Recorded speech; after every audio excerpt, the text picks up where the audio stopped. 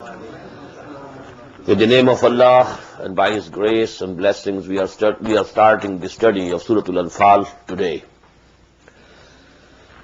We are actually in the middle of the second group of Makki Madani surahs. As you must recall that I have told you that just like 7 ahzab or 7 manazil, 7 parts of the Quran divided nearly equally, so as to enable a person to recite one part, one hizb daily, to complete the recitation of the whole of the Quran in every week. So there are surahs, If we leave aside Surah Al-Fatiha, which is a preface to the whole of the Quran, 3 surahs, Al-Baqarah, Al-Imran, Al-Nisa, they make first manzil or first hizb, then 5, then 7, then 9, then 11, then 13, and then 65 surahs.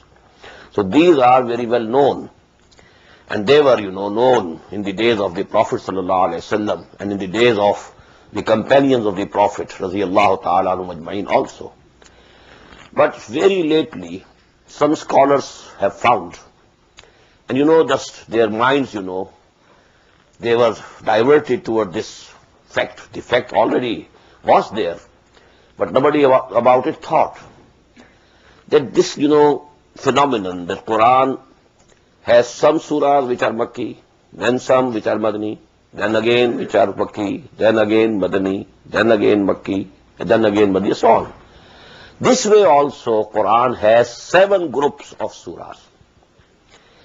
Every group has 1 or more surahs in the beginning, and it ends with 1 or more surahs which are Madani. In the beginning Makki, and then they end with Madanis. So in the first group that we completed, the Makki surah was only 1, Surah Al-Fatiha. Although it's one, it's very small, but it's very great in itself. Ummul Kitab, the mother of the book, the root of the book. And this one surah, this is the Makki in this group. And then we have 4 very long, very big Madani surahs. Surah Al-Baqarah, Surah Al-Imran, Surah Al-Nisa, Surah Al-Ma'idah. Then we have a balanced group. 2 Makki surahs, 2 Madani surahs. The first group was not balanced. Only one very small, at least as far as its size is concerned, it's very small, 7 ayat, and that's all. One very small Makki surah and 4 very large, rather the largest Madani surahs, comprising, more than 6 parts of the Quran, 6 and a quarter. So, but the second group is very balanced. It contains 2 surahs which are Makki, which we completed, Surah Al-An'am and Surah Al-Araf. And then 2 surahs which are Madani. The first of them is this Surah Al-Anfal, which we are beginning today, and the second will be Surah Al-Tawbah. So this is the second group. Now what is the main theme of this group? Taken as a whole, this group, the Makki surahs were addressing the pagan Arabs of the Arabian Peninsula, basically. We find very seldom reference to the people of the book, to the Jews, to the Christians. Basically, all the discourses are addressed to the pagans, the idolaters, who thought that they were following Ibrahim ﷺ, while actually they had distorted all the teachings of Ibrahim ﷺ. But they claim that they are following Ibrahim ﷺ. So Surah Al-An'am discusses it, and very clearly brings out, what was the real teaching of Ibrahim. إِنِّي وَجَّهْتُ وَجْهِيَ لِلَّذِي فَطَرَ السَّمَاوَاتِ وَالْأَرْضَ حَنِيفًا وَمَا أَنَا مِنَ الْمُشْرِكِينَ. So that was the teaching of Ibrahim, and that was the millah of Ibrahim, that was the creed of Ibrahim. And then in the second surah, you find, the threat that has intensified. What happened to so many other nations which were there in this very part of the region of the world in which you are inhabiting now? You must remember what happened to the people of the Nuh. Our messenger came to him, they rejected, and then they were destroyed. What happened to Ad, the very great nation of the Arabian Peninsula? What happened to help them? We sent a messenger, Hud alayhi salatu wassalam, they rejected, and they were also exterminated. And what happened to Samud? They were also a very big civilization of the Arabian Peninsula. You know them. What happened to them? We sent to them our messenger, Saleh, alayhi salatu wassalam. They rejected. What happened? They were destroyed. In the same way, what happened to those two cities, great cities, Sodom and Gomorrah, to whom we sent Hazrat Lut alayhi salatu wassalam? They rejected and they were destroyed, annihilated. No trace of the two cities is found. Both of the cities, they just plunged in the Dead Sea, and I think that is why, that sea is called Dead Sea.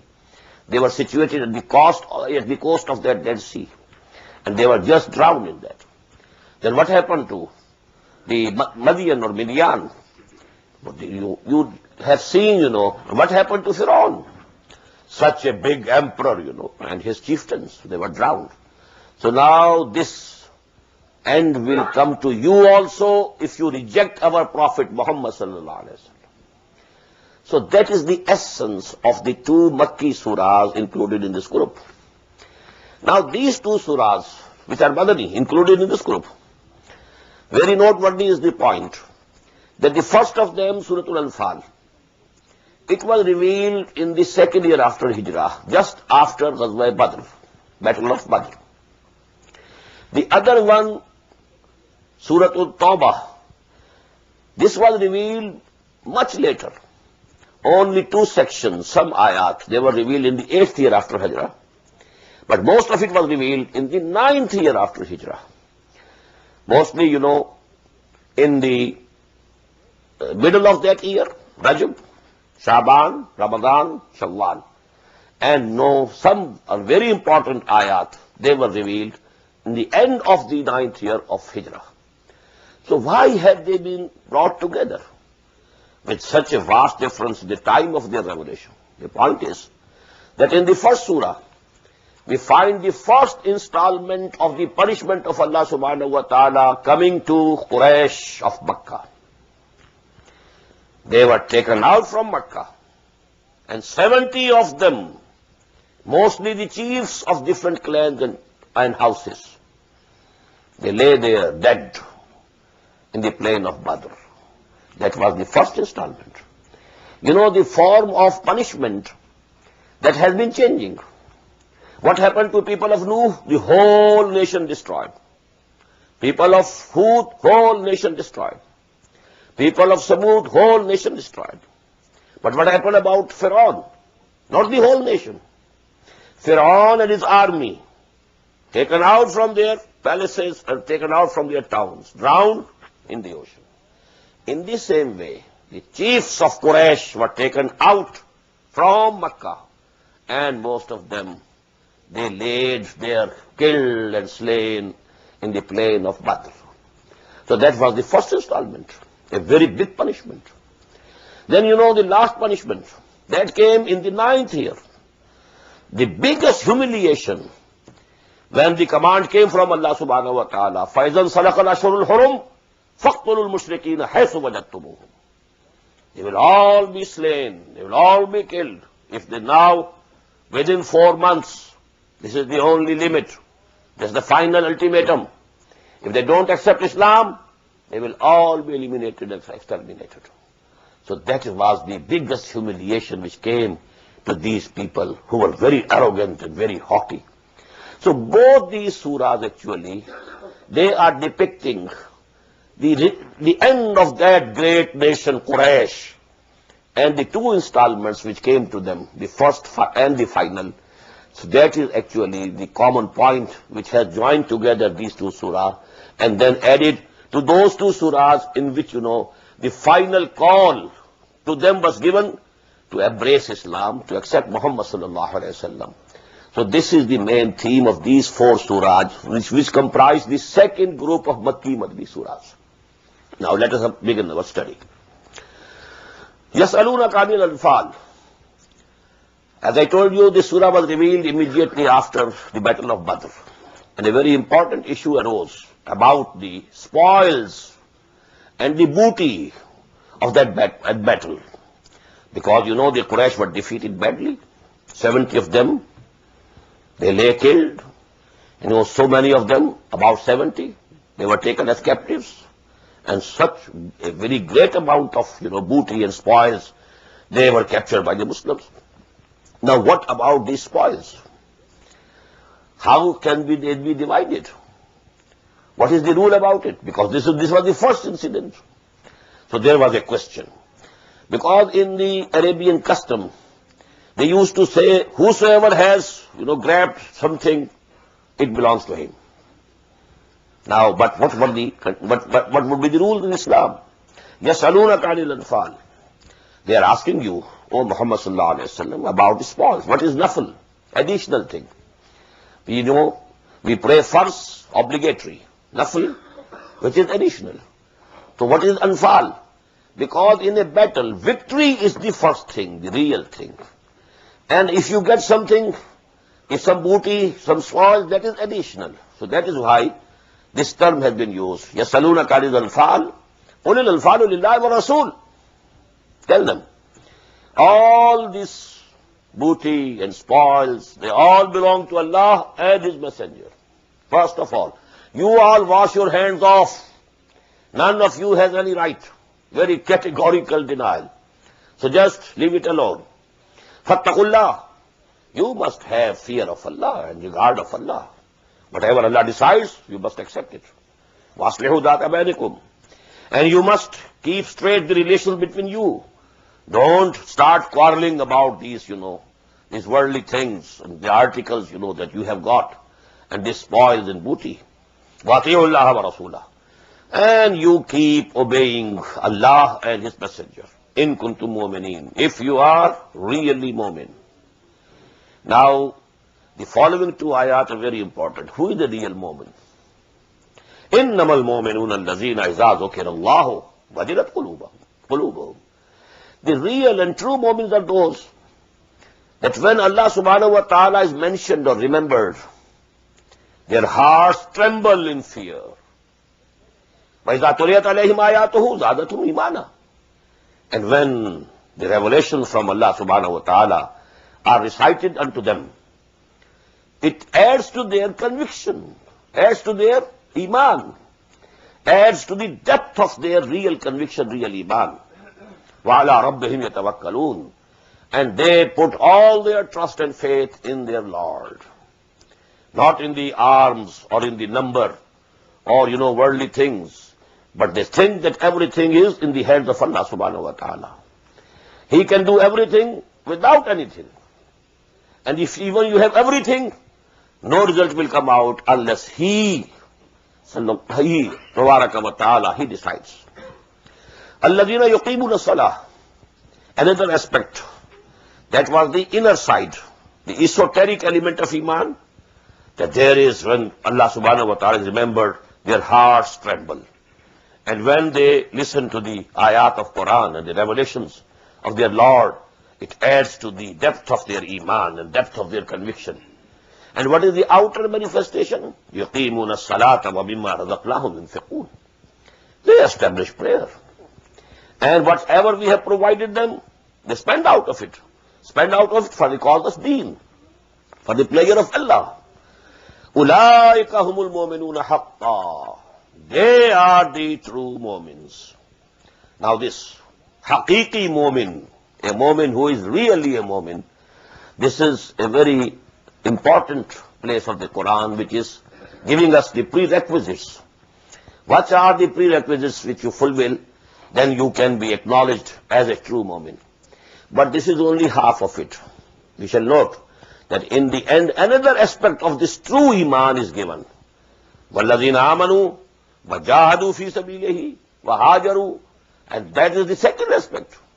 And these three aspects will go to make the complete picture of a mu'min. The inner esoteric element and then outer exoteric. There are two. Salah and Psalm and spending in the way of Allah. And other, jihad and qital fi sabilillah. So these are the three dimensions. As we have the three dimensions of the space. The length and breadth and the height or the depth. Three-dimensional space. So that is the personality of mu'min, three dimensions of the personality of a mu'min. كما أخرجك ربك من بيتك بالحق وإن فريقا من المؤمنين لكارهون. Kama, difference of opinion regarding spoils of war. In the same way, there was a difference of opinion when, O Muhammad sallallahu alaihi wasallam, your Lord, your Rabb, made you come out from your home bil haqq, with a definite purpose. When you set out from Medina towards Badr, there was a definite purpose before Allah subhanahu wa ta'ala. What was that purpose? It will be described later on. Bil haqq. Wa inna fariqan min al-mu'minina lakarihun. A group of the believers didn't like it. They were disliking it. They didn't want to go to fight the army and to confront, a big army, as the things will come, in the later ayah. يُجَادِلُونَكَ فِي الْحَقِّ بَعْدَ مَا تَبَيَّنَ. They kept arguing with you, even after مِنْ بَعْدِ مَا تَبَيَّنَ كَأَنَّمَا يُسَاقُونَ إِلَى الْمَوْتِ وَهُمْ يَنْظُرُونَ. Even after the matter was absolutely made clear, as if they were being driven to death, and they were seeing it. وَهُمْ يَنْظُرُونَ. There might have been a few people, among them, who were not ready to go to the war. There was a difference of opinion. The Prophet ﷺ, he gathered the Muslims and he told them, O Muslims, an army, a big army, is coming from Mecca, from the south. And there is a caravan coming from the north, Syria. The caravan has very little number of soldiers with it as guards. And Allah subhanahu wa ta'ala has promised me that one of these will be yours. You will definitely get victory over one of these. Now tell me, we should go to the caravan or to the army? That was a very important question. Why? Every commander has to see as to what is the morale of the people, of his soldiers, of his men. So before setting out, to confront the army of Quraysh, the Prophet also ﷺ wanted to know what's the condition of the Muslims. So there were a few, just like us, they said, okay, let us go to the caravan. It will be an easy prey. Only a few men guarding it. Then we shall get lot of booty. And even, we don't have arms. At least the arms of those 30 or 50 people, we shall capture, and then we shall be in a better position to confront the army. But Allah subhanahu wa ta'ala had some other purpose. The purpose. He wanted to make it clear that Allah is with the Muslims. Although they are few in number, they are 313 only. And most of them are without arms. Only 2 horses. 70 camels. And they have to confront, an army of 1,000 people. 300 horses. 700 camels. And all were, they were armed to the teeth. So Allah wanted to make it a clear sign, a miracle, to make it clear to the whole people of the Arabian Peninsula that Allah is with them because they got their victory in these conditions. So Allah has that purpose. And that could only be served if these mu'min, if these believers, they confronted the army in this condition. So, but such people, who were not very eager to go towards the army, they wanted to go towards the caravan. So they were going because the decision had been made now collectively. So they had to go. But they were going as if they were being driven to death, and they were seeing the death with their eyes. Maybe a few munafiqeen might have been there. وَإِذْ يَعِدُكُمُ اللَّهُ إِحْدَى الطَّائِفَتَيْنِ. And just recall, when Allah subhanahu wa ta'ala was promising with you that one of the 2 parties will be yours. إِحْدَى الطَّائِفَتَيْنِ. One army coming from the south, the other caravan. وَتَوَدُّونَ أَنَّ غَيْرَ ذَاتِ الشَّوْكَةِ تَكُونُ لَكُمْ. And you wanted, wishing that other than the armed ones should be yours. Confrontation with me should be with the caravan. We should go and, have it. وَيُرِيدُ اللَّهُ أَن يُحِقَّ الْحَقَّ بِكَلِمَاتِهِ. This is the purpose. And Allah had decided to prove that the truth is the truth.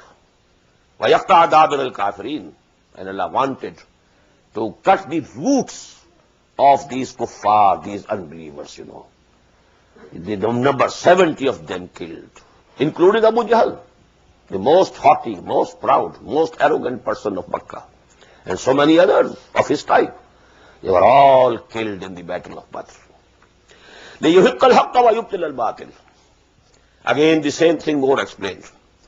So that Allah subhanahu wa ta'ala proves the truth to be the truth, and proves the falsehood to be falsehood. وَلَوْ كَرِهَ الْمُجْرِمُونَ. Although these people, these criminals might not like it. إِسْتَسْتَغِيثُونَ رَبَّكُمْ. Just recall when you were calling for the help, praying to Allah for help. فَاسْتَجَابَ لَكُمْ. He responded to you, to your call. The Prophet ﷺ, one night before the battle of Badr, he made a very long dua, very long prayer, a very long sajda, very long prostration.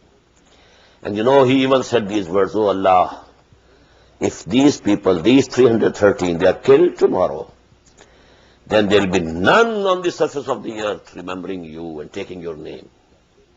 Why?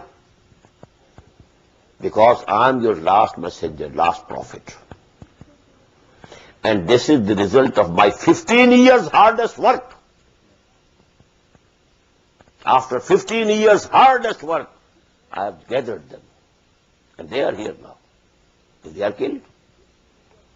And then, because, when he was prostrating in a small cottage of grass, etc., which was erected in between the two armies, and he was prostrating over there, and Abu Bakr radiallahu ta'ala was standing as a guard.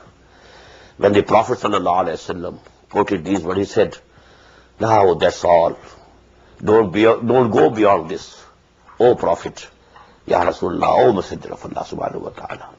But then the Prophet raised his head with the good tidings of victory, that Allah subhanahu wa ta'ala has promised me the victory. إِسْتَسْتَغِيثُونَ رَبَّكُمْ فَاسْتَجَابَ لَكُمْ أَنِّي مُمِدُّكُمْ بِأَلْفٍ مِنَ الْمَلَائِكَةِ مُرْدِفِينَ. When you were praying to Allah subhanahu wa ta'ala for help, calling upon Him for help, and He responded that I am going to help you with 1,000 angels, coming one after the other.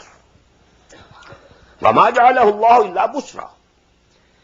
And Allah subhanahu wa ta'ala made it as a glad tidings for you.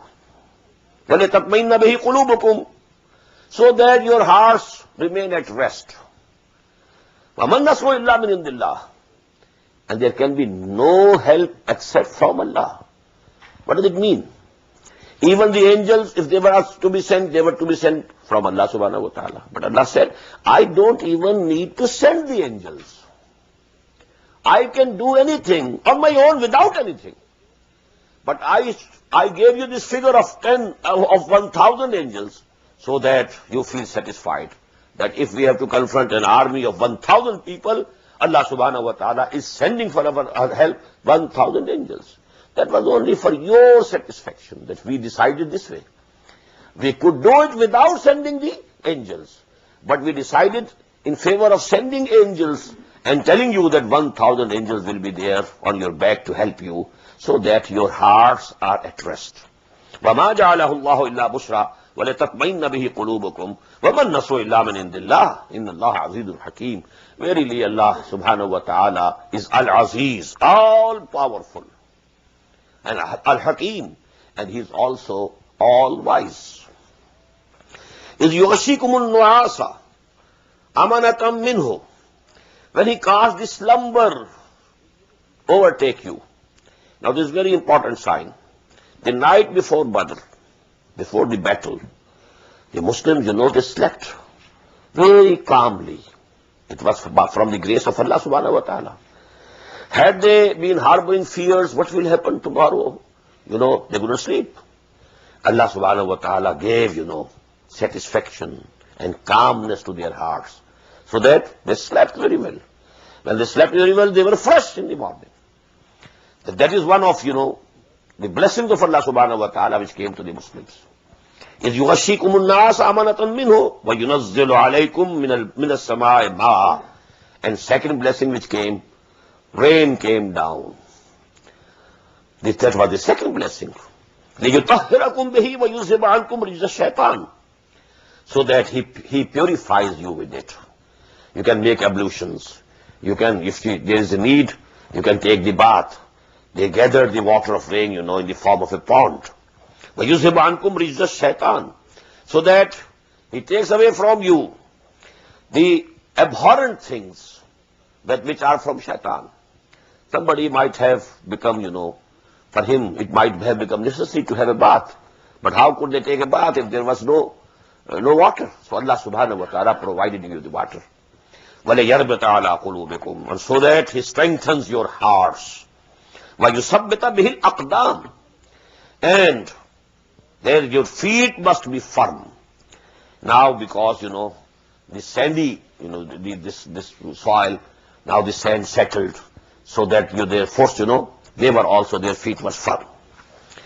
إِذْ يُوحِي رَبُّكَ إِلَى الْمَلَائِكَةِ. Just recall when your Lord was inspiring and saying to the angels, he was sending the angels, 1,000 angels, go and help the Muslims. But what was the command that he gave?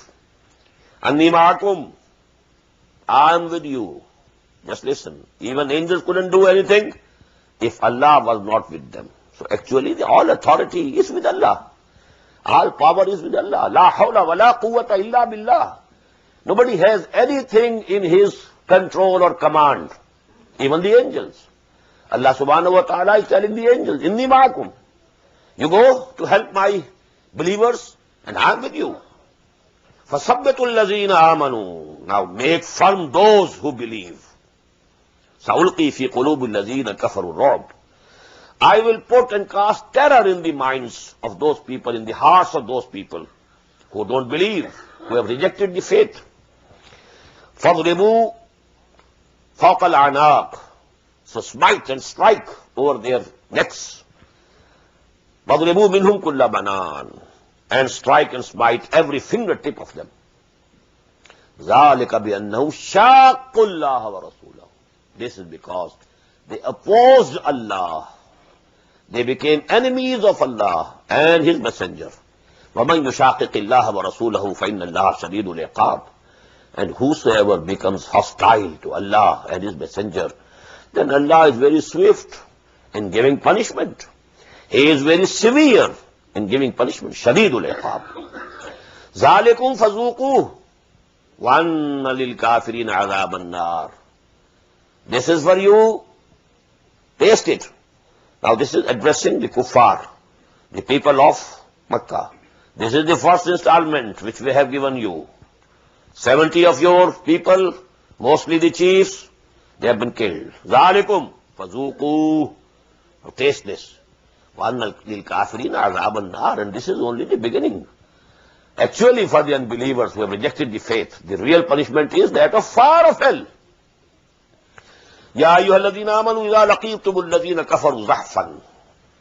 Oh, you who believe, when you meet those who have rejected the faith, rejected Iman, in a battlefield, فَلَا تُوَلُّوهُمُ الْأَدْبَارِ.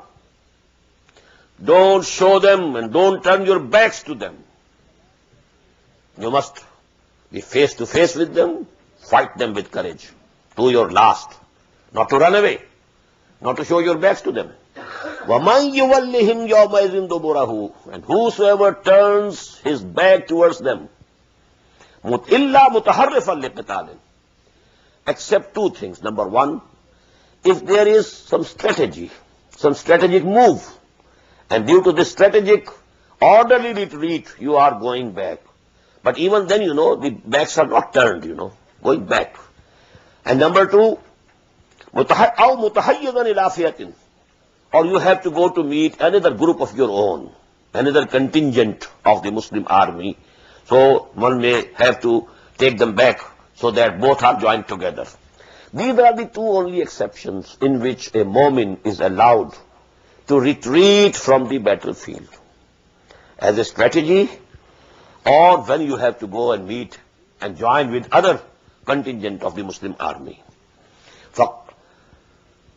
And whosoever, except in these two conditions, whosoever turns his back, فَقَدْ بَا بِغَضَبٍ مِّنَ اللَّهِ, so he has incurred the wrath of Allah. وَمَأْوَاهُ جَهَنَّمُ وَبِئْسَ الْمَصِيرُ, and his abode will be hell, and that's a very bad destination. فَلَمْ تَقْتُلُوهُمْ, very important ayah. O Muslims, it was not you who killed them. You couldn't kill these 70 people, armed to their teeth, mounted, so many, more than you in number. فَلَمْ تَقْتُلُوهُمْ وَلَكِنَّ اللَّهَ قَتَلَهُمْ, it's actually Allah who has killed them. وَمَا رَمَيْتَ إِذْ رَمَيْتَ وَلَكِنَّ اللَّهَ رَمَى. And O Muhammad sallallahu alaihi wasallam, when you threw a handful of dust towards the army of the enemy, actually you didn't throw it, Allah threw it. Why? What does it mean? Don't misinterpret this ayah. What does it mean? Nothing can happen without the help of Allah subhanahu wa ta'ala, without the permission of Allah subhanahu wa ta'ala, without the command of Allah subhanahu wa ta'ala. But don't think that Allah subhanahu wa ta'ala would have killed the enemy had the Muslim not come in the field and confronted the enemy. First, the Muslim, the mu'min, has to do whatever he can do. But he should never think that his own power or his own means, they will be decisive. It's Allah who decides it. So actually, they were the Muslims there. They were fighting. But Allah subhanahu wa ta'ala helped them. And now he's saying, only your own power, your own strength could not give you this victory.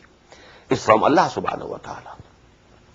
فَلَمْ تَقْتُلُوهُمْ وَلَكِنَّ اللَّهَ قَتَلَهُمْ. In the same way, when we say that Allah is Raziq, but we are working hard, doing so many things. If we sit, hands folded, then Allah is not going to send us any provision or any risk. But whatever we earn, we say it is from Allah subhanahu wa ta'ala. And this is the fazl of Allah. That is why, the earning, this worldly earning. Quran has only used this word kasb, only one place. Otherwise it is fazl. فَإِذَا قُضِيَتْ الصَّلَاةُ فَانْتَشِرُوا فِي الْأَرْضِ وَابْتَغُوا مِنْ فَضْلِ اللَّهِ. When the Friday prayer is over, you can go about on the earth and you try to search for the fazl of Allah. Whatever you get, although you might have worked, you have worked hard for an hour and you got $10, but you don't think this is your earning. These $10 are fazl of Allah subhanahu wa ta'ala. So that is actually the way a mu'min must think. So that is in the same way. We work hard to earn our livelihood, but whatever we get is from Allah. Huwa Raziq. In the same way, you strive to your utmost in the way of Allah. And you are there on the battlefield. You don't spare anything. You don't leave any stone unturned. Do whatever you can do. But when you are confronting the enemy, think that actually only the victory or the result rests in the hands of Allah subhanahu wa ta'ala and none else. فَلَمْ تَقْتُلُوهُمْ وَلَكِنَّ اللَّهَ قَتَلَهُمْ وَمَا رَمَيْتَ إِذْ رَمَيْتَ وَلَكِنَّ اللَّهَ رَمَى وَلَيُبْلِيَ الْمُؤْمِنِينَ مِنْهُ بَلَاءً حَسَنًا. And this was so that Allah subhanahu wa ta'ala wanted to put the believers to a fine test, so as to bring forth the good in them. Please note here, those who have some understanding of the Arabic language, Bala Yablu in Salasi Mujarrad, it means simple testing. Bala Yablu. And Abla Yubli Ibla'an, this is Babu If'al. This means, to put someone to a test so that the good in him comes out and it becomes apparent. Bala Abla, this is from Abla. Liyubli al-mu'minin. Allah subhanahu wa ta'ala put you to this test so that the good in you becomes apparent, comes out. People can see them with their own eyes, what is hidden in you. Inna Allah Samiyun Alim, verily Allah subhanahu wa ta'ala is all hearing, all knowing. Zalikum, this has happened. This victory is yours, O Muslims. This defeat is yours, O the unbelievers of Makkah. Wa anna Allah muhinu kaydil kafirin. Allah subhanahu wa ta'ala is going to weaken all the strategies, all the devisings, all the plans of these unbelievers. So be at rest, O Muslims. Allah subhanahu wa ta'ala will take care of them afterwards also. In tastaftihu faqad ja'akumul fath. Now this is directed towards the kuffar of Makkah. In tastaftihu faqad ja'akumul fath. If you wanted a decision from Allah subhanahu wa ta'ala, the decision has come. Actually what happened, because Abu Jahl was absolutely confident his victory. 1,000 strong army, wholly prepared, with full provisions. And in those days in Arabia, this was a very unusual phenomenon. People of Quraysh, very brave. Their bravery was acknowledged throughout the Arabian Peninsula. 1,000 of them marching towards Medina. And the intelligence reports must have been there that the Muslims are not more than 300. And they lack the arms. And they have nothing with them. Nearly armless. So he was so sure of victory that we shall just finish them. That he said this is going to be Yawmul Furqan. And Furqan means criterion, which discriminates between what is false, what is real, what is good, what is bad, what is right, what is wrong. So he himself said, this is going to be Yawmul Furqan. Now this day, will prove who is on the right path. Because they thought we are on the right path. At least they claimed so. We are on the right path. This is the creed and religion of our forefathers which we are following. They are the people who have left, the deen and creed of their forefathers. So they are at fault, not us. So this will prove, this day will be a criterion, day of criterion. This is going to be Yawmul Furqan. So now Allah subhanahu wa ta'ala is saying to the Quraysh of Makkah, In tastaftihu faqad ja'akumul fath. If you wanted a judgment and decision, you have got it. Now it's absolutely clear that Allah is with Muhammad and his companions. Sallallahu alayhi wa sallam wa radiyallahu ta'ala anhum. Ain tantahu fahuwa khairul lakum. Now if you stop, if you give up the opposition that you have been making to Muhammad sallallahu alayhi wa sallam, it is better for you. If you desist in future, it's better for you. وَإِن تَعُودُوا نَعُودُ. And if you again do the same thing, we shall again do the same thing. The same result will come to you. We should also do the same thing. وَلَن تُغْنِيَ عَنْكُمْ فِيَتُكُمْ شَيْئًا وَلَوْ كَثُرَتْ. And your host will avail you nothing, though it may be numerous. Your number might be more than 1,000 or 2,000. It will be of no avail to you.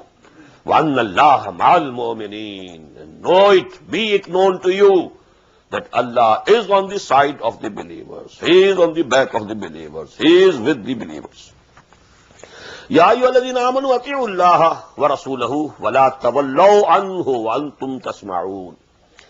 Now these ayat, they are, general ayat. Whatever we have read, it had a special context, historical context. Now these are the general teachings of the Quran, and we must understand them fully, and we must think that Allah subhanahu wa ta'ala is addressing us also. Not only the address was to the people 1400 years before who won this battle against Quraysh, no. For all moments of all times to come. يَا أَيُّهَا الَّذِينَ آمَنُوا أَطِيعُوا اللَّهَ وَرَسُولَهُ وَلَا تَوَلَّوْا عَنْهُ وَأَنْتُمْ تَسْمَعُونَ. O you who believe, obey Allah and His Messenger. وَلَا تَوَلَّوْا عَنْهُ. Don't turn away from Him. وَأَنْتُمْ تَسْمَعُونَ. If you are listening. When there is a call from Muhammad sallallahu alayhi wa sallam, when there is a call from the deen of Allah, then you must not turn your backs to it. La tawallaw an. You must respond positively. You must say labbaik. وَلَا تَكُونُوا كَالَّذِينَ قَالُوا سَمِعْنَا وَهُمْ لَا يَسْمَعُونَ. Don't be like those who said we have heard and they were not hearing. Now you know reference to the munafiqeen of Medina who professed to believe, and they said, okay, we have heard. وَهُمْ لَا يَسْمَعُونَ. Actually they have not heard. Only their ears have heard what the Prophet said. Their hearts couldn't hear what the Prophet said. There was a dichotomy, a distinction. There, these ears and these eyes, they were okay. But the sight and the hearing of the heart and the soul was knocked out. وَلَا تَكُونُوا كَالَّذِينَ قَالُوا سَمِعْنَا وَهُمْ لَا يَسْمَعُونَ. إِنَّ شَرَّ الدَّوَابِّ عِندَ اللَّهِ الصُّمُّ الْبُكْمُ الَّذِينَ لَا يَعْقِلُونَ. Verily, the worst of the beasts and animals of this world are those people, those human beings, who are deaf and dumb and who don't use their intellect. Although they are seeing, like the seeing of animals. We read the ayah, last night. لَقَدْ زَرَعْنَا لِجَهَنَّمَ كَثِيرًا مِنَ الْجِنِّ وَالْإِنسِ لَهُمْ قُلُوبٌ لَا يَفْقَهُونَ بِهَا وَلَهُمْ أَعْيُنٌ لَا يُبْصِرُونَ بِهَا وَلَهُمْ آذَانٌ لَا يَسْمَعُونَ بِهَا أُولَٰئِكَ كَالْأَنْعَامِ بَلْ هُمْ أَضَلُّ. The same thing repeated here. إِنَّ شَرَّ الدَّوَابِّ عِندَ اللَّهِ الصُّمُّ الْبُكْمُ الَّذِينَ لَا يَعْقِلُونَ وَلَوْ عَلِمَ اللَّهُ فِيهِمْ خَيْرًا لَأَسْمَعَهُمْ. And had Allah seen them some good, He would have made them hear. وَلَوْ أَسْمَعَهُمْ لَتَوَلَّوْا. And had He made them hear what the Prophet was saying, لَتَوَلَّوْا وَهُمْ مُعْرِضُونَ, they would have turned their backs in aversion. Now this was the picture of the munafiqeen, and this disease, had started in the community of the Muslims at Medina. Although they were very few still in number, but the disease had started. It was in its first stage, as I told you. This nifaq is a disease. فِي قُلُوبِهِمْ مَرَضٌ فَزَادَهُمُ اللَّهُ مَرَضًا. And this disease was progressing. We have read Surah An-Nisa. Surah An-Nisa was revealed in the 6th year after Hijrah. And that disease, had developed and reached its 3rd stage even. But still it was, in the early stages. يَا أَيُّهَا الَّذِينَ آمَنُوا اسْتَجِيبُوا لِلَّهِ وَلِلرَّسُولِ إِذَا دَعَاكُمْ لِمَا يُحْيِيكُمْ. Very beautiful words. Oh, you who believe, respond positively to the call of Allah and His Messenger. إِذَا دَعَاكُمْ, when they call you, لِمَا يُحْيِيكُمْ, to that which will give you life. You feel if we go to the battlefield, maybe we are killed. Whosoever goes to the battlefield, he risks his life. There is every likelihood that he might be killed. Because when you are going to the battlefield, the possibility is there. But what is this killing? If you are killed in the way of Allah, you get the real life. وَلَا تَقُولُوا لِمَنْ يُقْتَلُ فِي سَبِيلِ اللَّهِ أَمْوَاتٌ بَلْ أَحْيَاءٌ وَلَكِنْ لَا تَشْعُرُونَ وَلَا تَحْسَبَنَّ الَّذِينَ قُتِلُوا فِي سَبِيلِ اللَّهِ أَمْوَاتًا. Now these two ayat we have already read in Surah Al-Baqarah and Surah Al-Imran. Surah Al-Baqarah was revealed before this Surah Al-Anfal, because Surah Al-Baqarah was revealed beginning from just after Hijrah till the Battle of Badr. That was the period in which, most of the ayat of Surah Al-Baqarah were revealed. So that ayat was there before the Muslims. So actually, this is not death. This is the real life. In the same way, if there is some Islamic dawah, real Islamic call, real Islamic movement, they want you, they call upon you.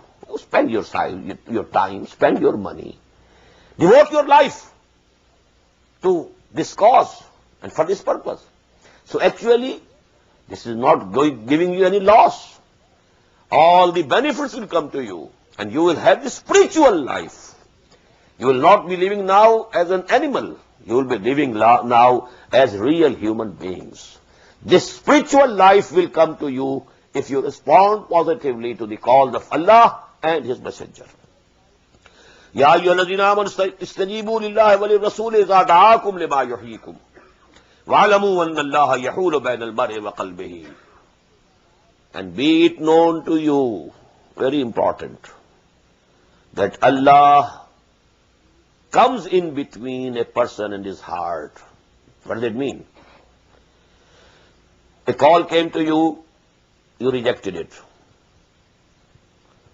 Then again there was a call, you again rejected it. What will happen? Allah subhanahu wa ta'ala will withdraw from you the capacity of hearing and responding positively. This law, the culmination of this process is خَتَمَ اللَّهُ عَلَىٰ قُلُوبِهِمْ وَعَلَىٰ سَمْعِهِمْ وَعَلَىٰ أَبْصَارِهِمْ غِشَاوَةٌ. Now the seals are put on the hearts and the hearing. Why? Because you didn't come alam yu'minu bihi awwala marra. We read it in Surah Al-Anfal.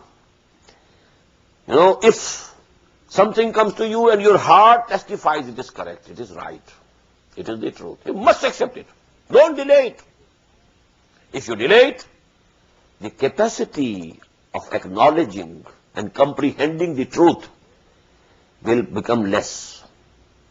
Second time again, your heart says, okay, this is correct. Respond to it. And you are not still responding. Oh, there might be some loss of property or life.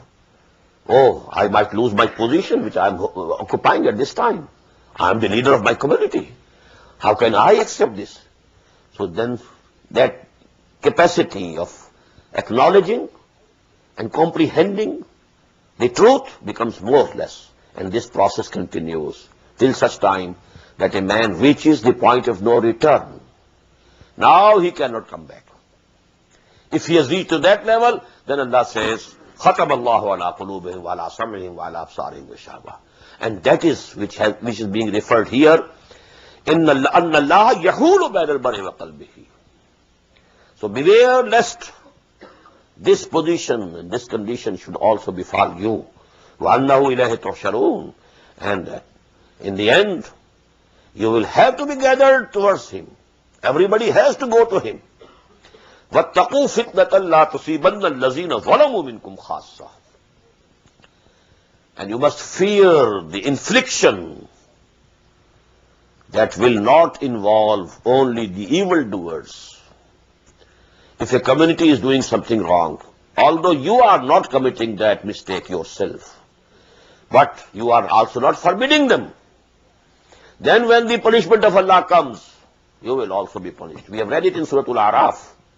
فَأَنْجَيْنَا الَّذِينَ يَنْهَوْنَ عَنِ السُّوءِ. Only those were saved from those people who broke the law of Sabbath. Only those who were forbidding them from doing it.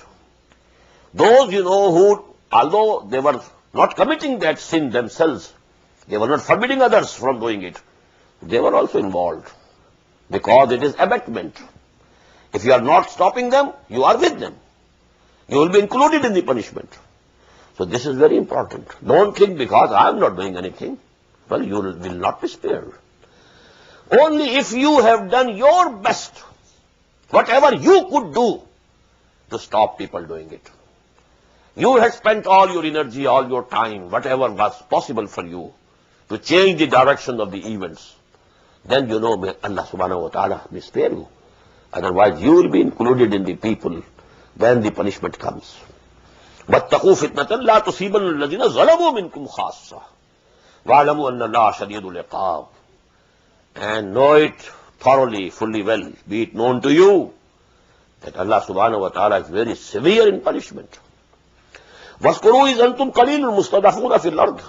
And just remember, when you were a few in number, and you were oppressed in the land. Now this refers to the Muhajirin from Makkah. At Makkah, you were oppressed, overpowered by the Mushrikeen. وَاذْكُرُوا إِذْ أَنْتُمْ قَلِيلٌ مُسْتَضَعْفُونَ فِي الْأَرْضِ تَخَافُونَ يَتَخَطَّفَكُمُ النَّاسُ. And you feared that people will snatch you. فَآوَاكُمْ. Allah gave you refuge. وَأَيَّدَكُمْ بِنَصْرِهِ. And He strengthened you with His help. وَرَزَقَكُمْ مِنَ الطَّيِّبَاتِ. And He provided you with good things. لَعَلَّكُمْ تَشْكُرُونَ. So that you become grateful to Allah subhanahu wa ta'ala. This ayah is 100% applicable to the Muslims of Pakistan. About half a century back, they were fearful of the Hindu domination. What will happen? If the Britishers go, we will be in a minority. We will be at the mercy of the Hindus. They will exploit us. They will, finish our identity. They will just absorb us in their own culture. We will be lost. So we pray to Allah subhanahu wa ta'ala. Oh Allah, save us from the slavery of the Hindus. Give us Pakistan, a land of our own, where we have the authority and the decision making in our own hands. And we shall establish your deen. We shall establish deen of Allah. This was the promise that we made. We feared the Hindu majority. Allah subhanahu wa ta'ala gave us Pakistan. Miraculously. No doubt, miraculously. But what we have done is just to the contrary. We were not grateful to Allah. We didn't fulfill our promise to Allah subhanahu wa ta'ala. That is why a very big installment of Allah's punishment came to us in 1971. And maybe the second one is going to come soon. 25 years had passed. Allah gave us a respite of 25 years. And because we didn't proceed, didn't advance in the way of Allah, towards the deen of Allah, the punishment came. Another 25 years will be completed on the 27th of Ramadan this year. Full 50 years will be completed of the existence of Pakistan. So I am fearing much what will happen. وَاذْكُرُوا إِذْ أَنْتُمْ قَلِيلٌ مُسْتَضْعَفُونَ فِي الْأَرْضِ. Everyone who belongs to Pakistan must read this ayah with this special context in his mind. وَاذْكُرُوا إِذْ أَنْتُمْ قَلِيلٌ مُسْتَضْعَفُونَ فِي الْأَرْضِ تَخَافُونَ أَنْ يَتَخَطَّفَكُمُ النَّاسُ فَآوَاكُمْ وَأَيَّدَكُمْ بِنَصْرِهِ وَرَزَقَكُمْ مِنَ الطَّيِّبَاتِ لَعَلَّكُمْ تَشْكُرُونَ. يَا أَيُّهَا الَّذِينَ آمَنُوا لَا تَخُونُوا اللَّهَ وَالرَّسُولَ وَتَخُونُوا أَمَانَاتِكُمْ وَأَنْتُمْ تَعْلَمُونَ. O you believe, betray not Allah and His Messenger, and betray not the trust among you also. وَعَلَمُوا أَنَّمَا أَمْوَالُكُمْ وَأَوْلَادُكُمْ فِتْنَةٌ. And be it known to you, be it clear to you, that your belongings, your wealth, and your children, they are but a trial for you. Allah has given you this thing to see what you do with it. Allah has given you sons and daughters to see how you bring them up.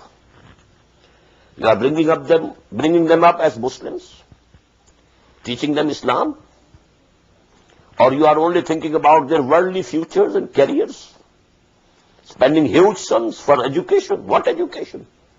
The only education, to have a good career, to have a better living, nothing else. Coming over all the way from Pakistan to America to have some degree, so that this degree can be cashed. That's all. No teaching of deen. This is what we are doing. So we are failing in this test. وَعَلَمُوا أَنَّمَا أَمْوَالُكُمْ وَأَوْلَادُكُمْ فِتْنَةٌ. We have given you wealth. What are you doing it? Luxuries, comforts, to show off your wealth. This is how you are using it. So you have failed in the test. This wealth should have been spent for the deen of Allah, for the cause of Allah, to propagate the message of Allah, to establish the deen of Allah. So he is failing us, if this is the real condition. وَعَلَمُوا أَنَّمَا أَمْوَالُكُمْ وَأَوْلَادُكُمْ فِتْنَةٌ وَأَنَّ اللَّهَ عِنْدَهُ أَجْرٌ عَظِيمٌ. And it is only Allah with whom is the great reward. What reward will you get from your own sons or daughters? You invested yourselves in them. What reward can they give you? Maybe they become arrogant. No, father, I am not going to listen to you. You belong to the past generation. You have your own standards. Now the things have changed. The world is different. So please let me alone. And then, you'll be rubbing your hands in sorrow. I invested myself wholly and solely in this son of mine. And now, which way is he going? I have no control. So you can't get a reward. But every minute spent for the cause of Allah, every penny spent for the cause of Allah, that will be rewarded. Allah has the best reward. وَاعْلَمُوا أَنَّمَا أَمْوَالُكُمْ وَأَوْلَادُكُمْ فِتْنَةٌ وَأَنَّ اللَّهَ عِندَهُ أَجْرٌ عَظِيمٌ. يَا أَيُّهَا الَّذِينَ آمَنُوا إِن تَتَّقُوا اللَّهَ يَجْعَل لَّكُمْ فُرْقَانًا وَيُكَفِّرْ عَنكُمْ سَيِّئَاتِكُمْ وَيَغْفِرْ لَكُمْ وَاللَّهُ ذُو الْفَضْلِ الْعَظِيمِ. صدق الله العظيم. Some of you might be wondering that I didn't give you the historical background of the Battle of Badr. But actually I have left it due to a reason. I'll be speaking, inshallah, next Friday at this very time on this subject, Battle of Badr. The circumstances which led to it, what were the factors, because that is a full subject in itself. And some of the biographers of the Prophet ﷺ have committed blunders regarding this due to their apologetic, attitude towards the West. So that has to be cleared.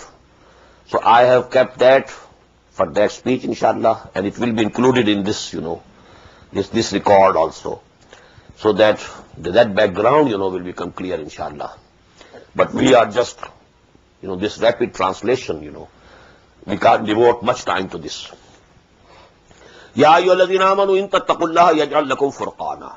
Oh, you who believe, if you have real taqwa of Allah, He will give you a criterion in your hearts, which will tell you what is wrong, what is correct, what is right, what is wrong, what is good, what is bad. The same thing has been given by Prophet ﷺ in some of his hadiths. Istafti qalbak. You must ask your heart. Because this heart, this soul within a moment, if the nature has not been perverted, this human soul is actually a divine spark. It's a divine light. गाफिल तो निरा साहिब इदराक नहीं है ज़ौक़ तजल्ली भी इसी खाक में पिन्हा. So actually, you have that spark within you, this heart. This is conscience, your conscience. So now if you have taqwa, this conscience is very active. It will tell you at every place, at every time, every minute, this is wrong, this is correct. وَيُكَفِّرْ عَنْكُمْ سَيِّئَاتِكُمْ, and He will acquit you of your bad deeds. If there are any, Allah subhanahu wa ta'ala will acquit you from them. وَيَغْفِرْ لَكُمْ, and also pardon you and forgive you. وَاللَّهُ ذُو الْفَضْلِ الْعَظِيمِ, and Allah is of infinite bounty. وَإِذْ يَمْكُرُ بِكَ الَّذِينَ كَفَرُوا لَيُثْبِتُوكَ أَوْ يَقْتُلُوكَ أَوْ يُخْرِجُوكَ. And just recall, O Prophet sallallahu alaihi wasallam, when these unbelievers, these kuffar of Makkah, these chieftains of the different clans of the tribe of Quraysh, they were conspiring. They were having consultation among them. What to do about this menace? According to them, it was the menace. Muhammad sallallahu alaihi wasallam and his new deen, which has challenged our old creed and beliefs, everything, our customs, and who is challenging our system. So how to deal with it? So there were three alternatives which were discussed. لَيُثْبِتُوكَ, to imprison you, أَوْ يَقْتُلُوكَ, or kill you, slay you, أَوْ يُخْرِجُوكَ, or you send them, expel you out from their territory. Three alternatives were being thought over, and the final was, which was proposed by Abu Jahl. One young man from every house, from every clan of the tribe of Quraysh, at midnight they should go and they should, attack as one body and kill Muhammad so that it becomes impossible to say who killed him. At night, go and ambush, kill him. So that their family, the family of Muhammad sallallahu alaihi wasallam, will not be able to take the revenge from anybody, because it will be impossible to say who has killed him. وَإِذْ يَمْكُرُ بِكَ الَّذِينَ كَفَرُوا لَيُثْبِتُوكَ أَوْ يَقْتُلُوكَ أَوْ يُخْرِجُوكَ وَيَمْكُرُونَ وَيَمْكُرُ اللَّهُ. They were also planning, and Allah was also planning. وَاللَّهُ خَيْرُ الْمَاكِرِينَ. And Allah is the best of the planners. Their plan went to ruins, and the plan of Allah triumphed. وَإِذَا تُتْلَى عَلَيْهِمْ آيَاتُنَا. Now these are some of the incidents which actually occurred during the Makki period. Now Allah subhanahu wa ta'ala is only referring to them now here. What was there? Because this incident also, when they were planning and they were consulting each other what to do, how to get rid of this menace according to him. In the same way, وَإِذَا تُتْلَى عَلَيْهِمْ آيَاتُنَا, when our revelations were recited unto them, قَالُوا قَدْ سَمِعْنَا, they used to say, oh, we have heard it. Oh, we have heard it so many times. It's nothing new. لَوْ نَشَاءُ لَقُلْنَا مِثْلَ هَذَا. If we also decide, we can compose such, compositions. Although never dared to accept the challenge of Quran. وَإِن كُنْتُمْ فِي رَيْبٍ مِّمَّا نَزَّلْنَا عَلَىٰ عَبْدِنَا فَاتُوا بِسُورَةٍ مِّن مِثْلِهِ. None of them ever dared to accept this challenge and present some composition and claim that this is equal to Quran in its literary beauty. But they could have said so. فَسَمِعْنَا لَوْ نَشَاءُ لَقُلْنَا مِثْلَ هَذَا. We have heard many a time these things, And if we wish, we can also compose such things. In هَذَا إِلَّا أَسَاطِيرُ الْأَوَّلِينَ. It's nothing except the fables and stories of the ancients. وَإِذْ قَالُوا اللَّهُمَّ إِنْ كَانَ هَذَا هُوَ الْحَقَّ مِنْ عِنْدِكَ فَأَمْطِرْ عَلَيْنَا حِجَارَةً مِنَ السَّمَاءِ.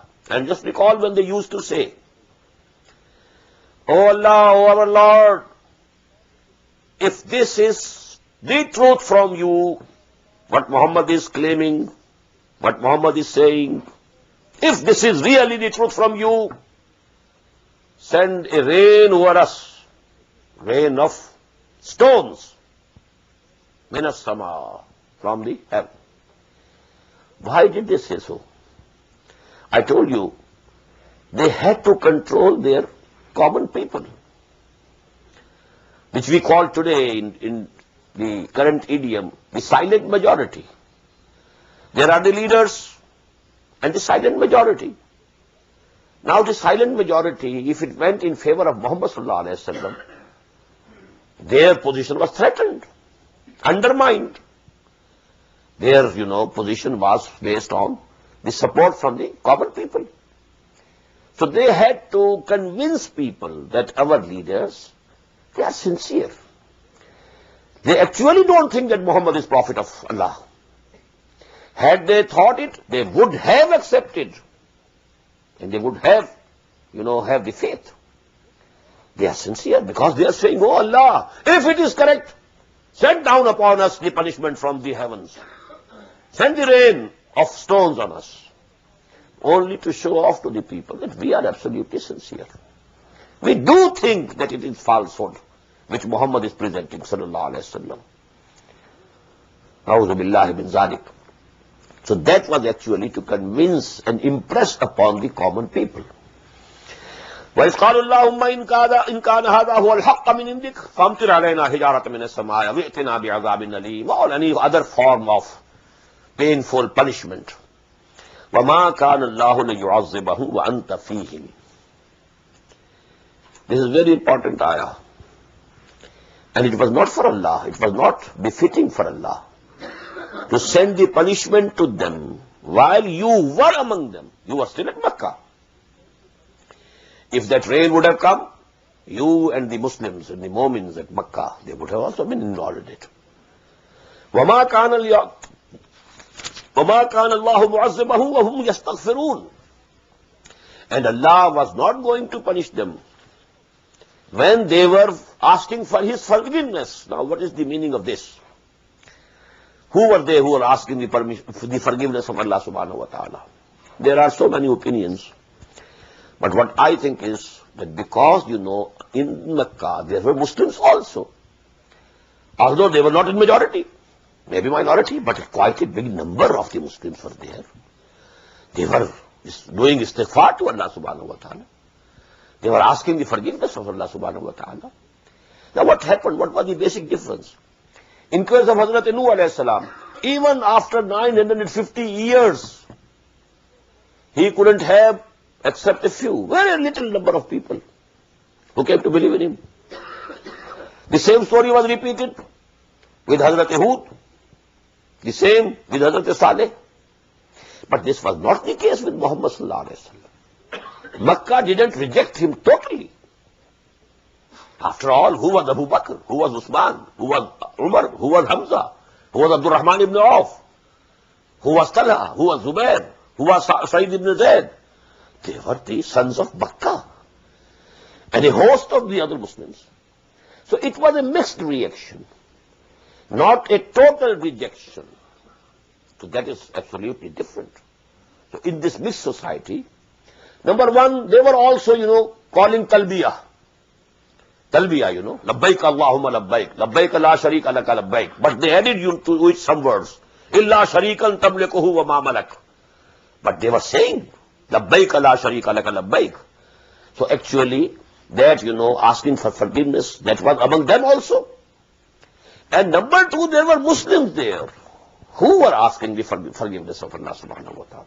So unless, this was sifted, Muslims were taken out, and the unbelievers remained at Makkah, the punishment couldn't come. So that is the meaning of this ayah.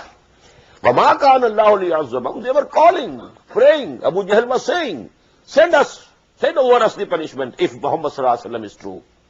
If he's really your messenger, then you don't spare us. Send down upon us a rain of stones. But وَمَا كَانَ اللَّهُ لِيُعَذِّبَهُمْ وَأَنْتَ فِيهِمْ وَمَا كَانَ اللَّهُ مُعَذِّبَهُمْ وَهُمْ يَسْتَغْفِرُونَ وَمَا لَهُمْ أَلَّا يُعَذِّبَهُمُ اللَّهُ وَهُمْ يَصُدُّونَ عَنِ الْمَسْجِدِ الْحَرَامِ. But now the things have changed. Muslims have come out.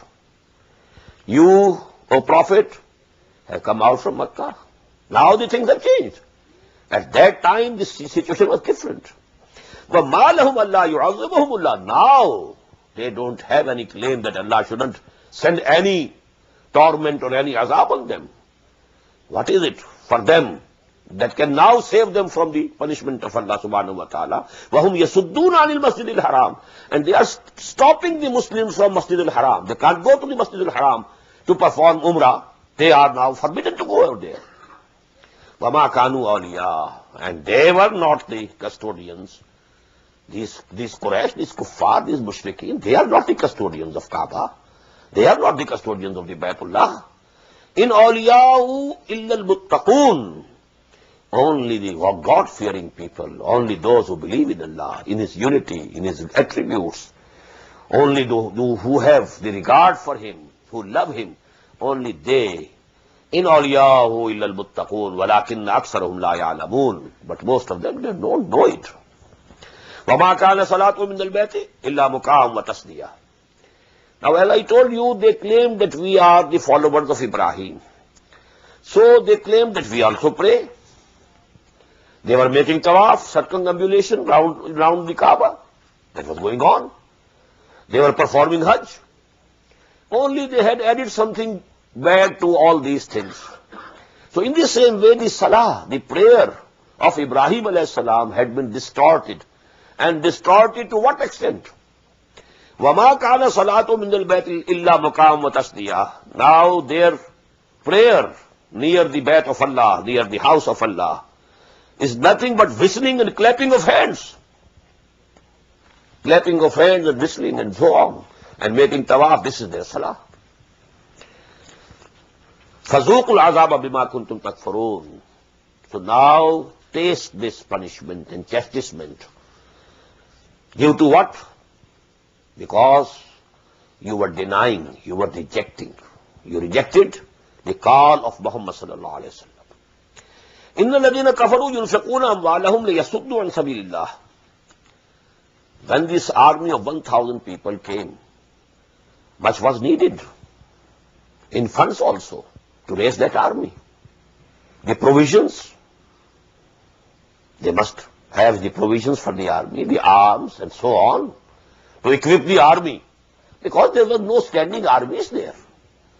It was not the Byzantine Empire or the Persian Empire where they had the standing armies of thousands and thousands and lakhs, hundreds, thousands. There is volunteer army from Mecca.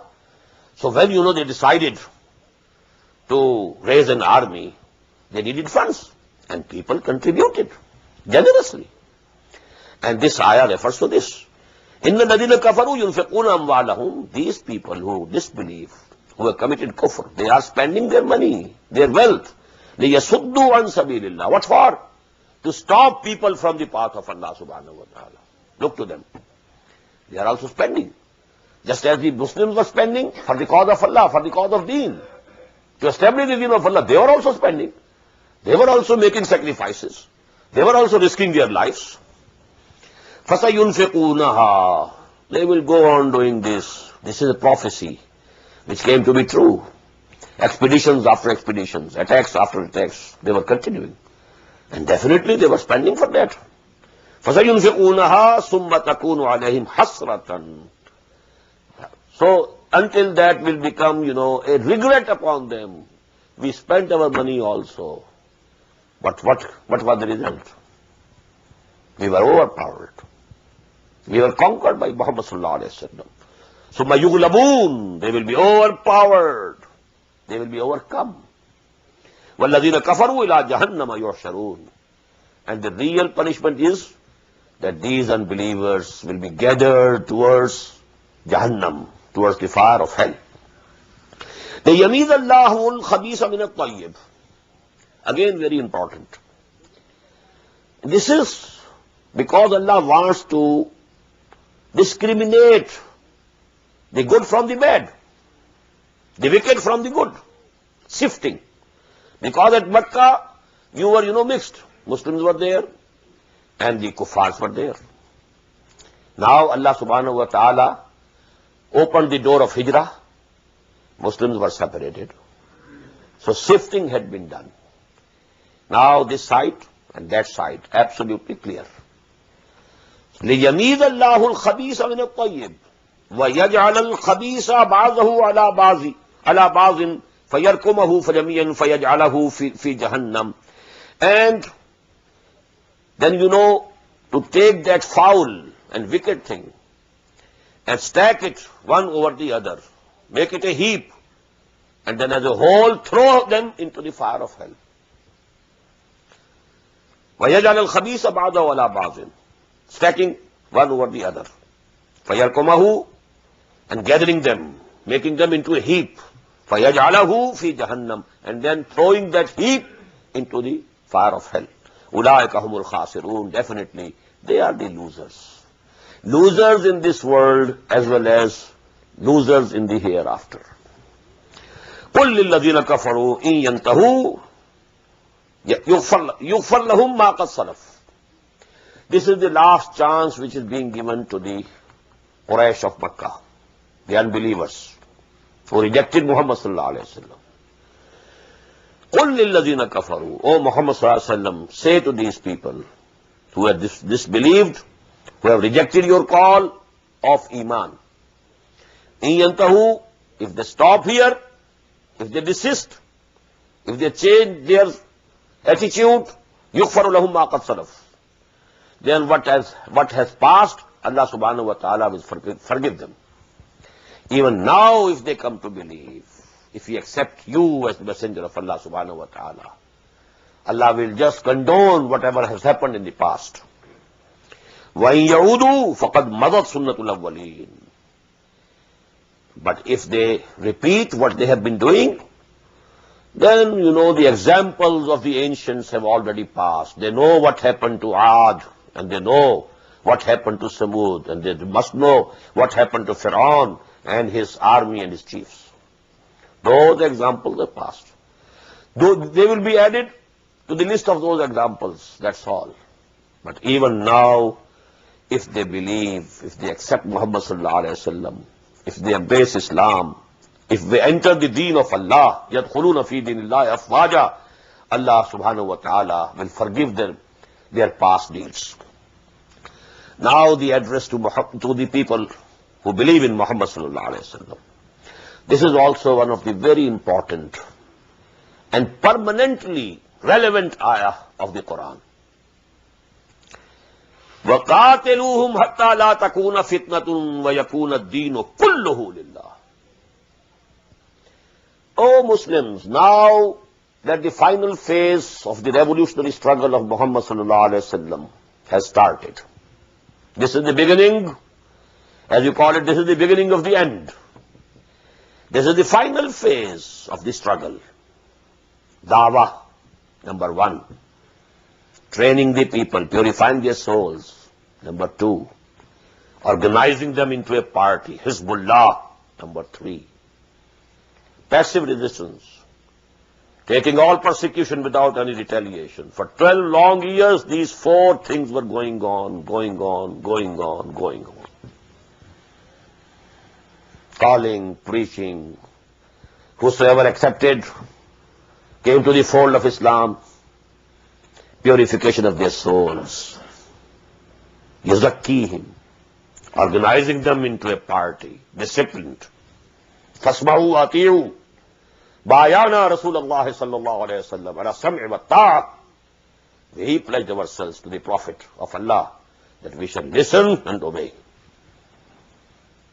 على السمع والطاعة في العسر واليسر والمنشط والمكره وعلى عثرة علينا وعلى أن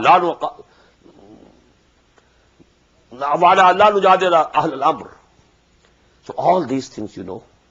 And then no retaliation for 12 long years. These four things Allama Iqbal has added together into one, you know, one sentence of his couplet. Ba nashai darweshi dar sazo dama dam zan. This is all darweshi. People calling you names, or you are not replying, you are praying for them. People throwing stones on you, you presenting flowers to them. This is darweshi. No retaliation. Dawah. Dawah, tarbiyah, tanzim, and sabr. Take everything with patience, without any retaliation. Isbiru, have patience. Isbiru ya ala yasir, fa inna ma'idakumul jannah. But now the fifth stage, the active resistance, and now the sixth and the final, the armed conflict has begun. Now it must continue. قَاتِلُوهُمْ حَتَّى لَا تَكُونَ فِتْنَةٌ. Till that time, that all persecution finishes up. وَيَكُونَ الدِّينُ كُلُّهُ لِلَّهِ. And the deen, the system, it should become totally for Allah subhanahu wa ta'ala. No division of the system. الَّذِينَ فَرَّقُوا دِينَهُمْ. We have read that ayah. The way system is one. The whole life, all aspects of human life, collective as well as individual, should come under Allah subhanahu wa ta'ala. So these are two things. Hatta la takuna fitnatun. Whenever you are a truly believing mu'min, he is in the environment and circumstances where the deen of Allah is not established. So he finds difficulty to practice the deen. The environment is not, cooperating with him. And this is fitna. This is trial. You can't practice your deen.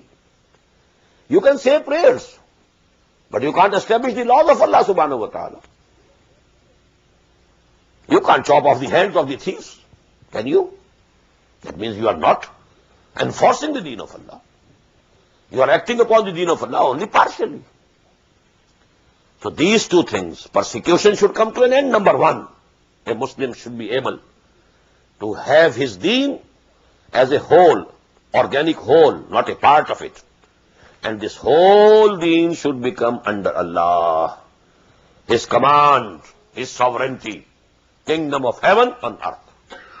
to establish that kingdom of Allah on earth, the rule of Allah on earth, or according to the biblical terminology, kingdom of heaven on earth. Now this phase, final phase of armed conflict has started, and it should continue. The final goal is that the deen of Allah be established in totality. وَقَاتِلُهُمْ حَتَّى لَا تَكُونَ فِتْنَةٌ وَيَكُونَ الدِّينُ كُلُّهُ لِلَّهِ فَإِنِ انْتَهَوْا فَإِنَّ اللَّهَ بِمَا يَعْمَلُونَ بَصِيرٌ. And if they stop, if they don't resist, they desist from opposing, so Allah subhanahu wa ta'ala is seeing what they are doing. It means now you also stop.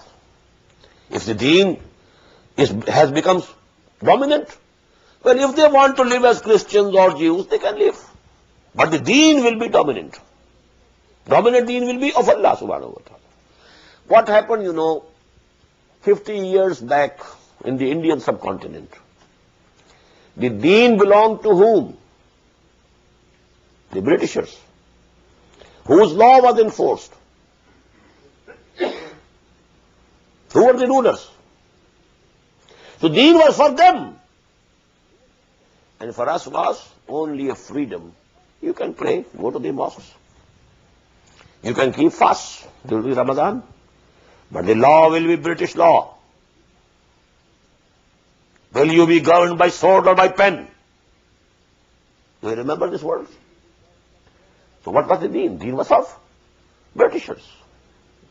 Only religion we could practice in the limited sphere. You can have anything as beliefs, your dogma, your modes of worship, you can have them. That is why, Allama Iqbal, in a very sarcastic andaz, sarcastic style, he said, मुल्ला को जो है हिंद में सजदे की इजाजत, नादा ये समझता है कि इस्लाम है आजाद. Because mullah is free to pray to Allah, go to mosque, say the azan, he thinks mistakenly that Islam is azad. Islam is not azad. Islam is in chains. Islam is dominated by the Britishers. The real domination is for the Britishers. In the same way, everywhere, sovereignty belongs to the masses. The majority will decide the rule. Whatever they decide, that will be the law of the land. So it's not the rule of Allah. Nowhere in Muslim world also, except a few exceptions. I don't want to go into detail. Anyhow, this is the goal set for the Muslim Ummah for all times to come. But it is essential, and that is going to be the subject of my talk tomorrow, inshallah, after Zohr. This, qital, which is the final stage, it comes, after some prerequisites have been fulfilled. Without fulfilling those prerequisites, if you go to war, you are fool. And this point actually is most misunderstood by the Muslims of today. What are those prerequisites? What was the basic methodology of Muhammad sallallahu alaihi wasallam? So today, even if there will be a movement, a struggle, in the footsteps of the struggle of Muhammad sallallahu alaihi wasallam, first of all, you have to pass through those 4 stages. Dawah, Tazkiyah and Tarbiyah, then Tanzeem, then passive resistance, active resistance, and then, if there is, field, and if there is possibility and feasibility, go to war. Or if it is not feasible, what is the alternative? This I am going to discuss tomorrow, inshallah, after Zohr. Anyhow, this is the goal set for the Muslim Ummah. This was not only for the Sahaba, for the days of the Prophet sallallahu alaihi wasallam. As I told you, these are universal and eternal principles of Islam. If the deen of Allah is not established, it's fitna. It is rebellion against Allah subhanahu wa ta'ala. This world belongs to Him. This earth belongs to Him. He is the rightful ruler. Whosoever is ruling is in revolt against Allah subhanahu wa ta'ala. And whosoever is faithful to Allah, he must fight him out. And if he doesn't, he is not sincere with Allah. He is not faithful with Allah. But how to fight out? What is the methodology? That is a different thing. But this must be understood that this is the goal. Islam is not a religion in the common sense of the word. It's a deen, it's a whole system of life. And a system of life is that which is established actually.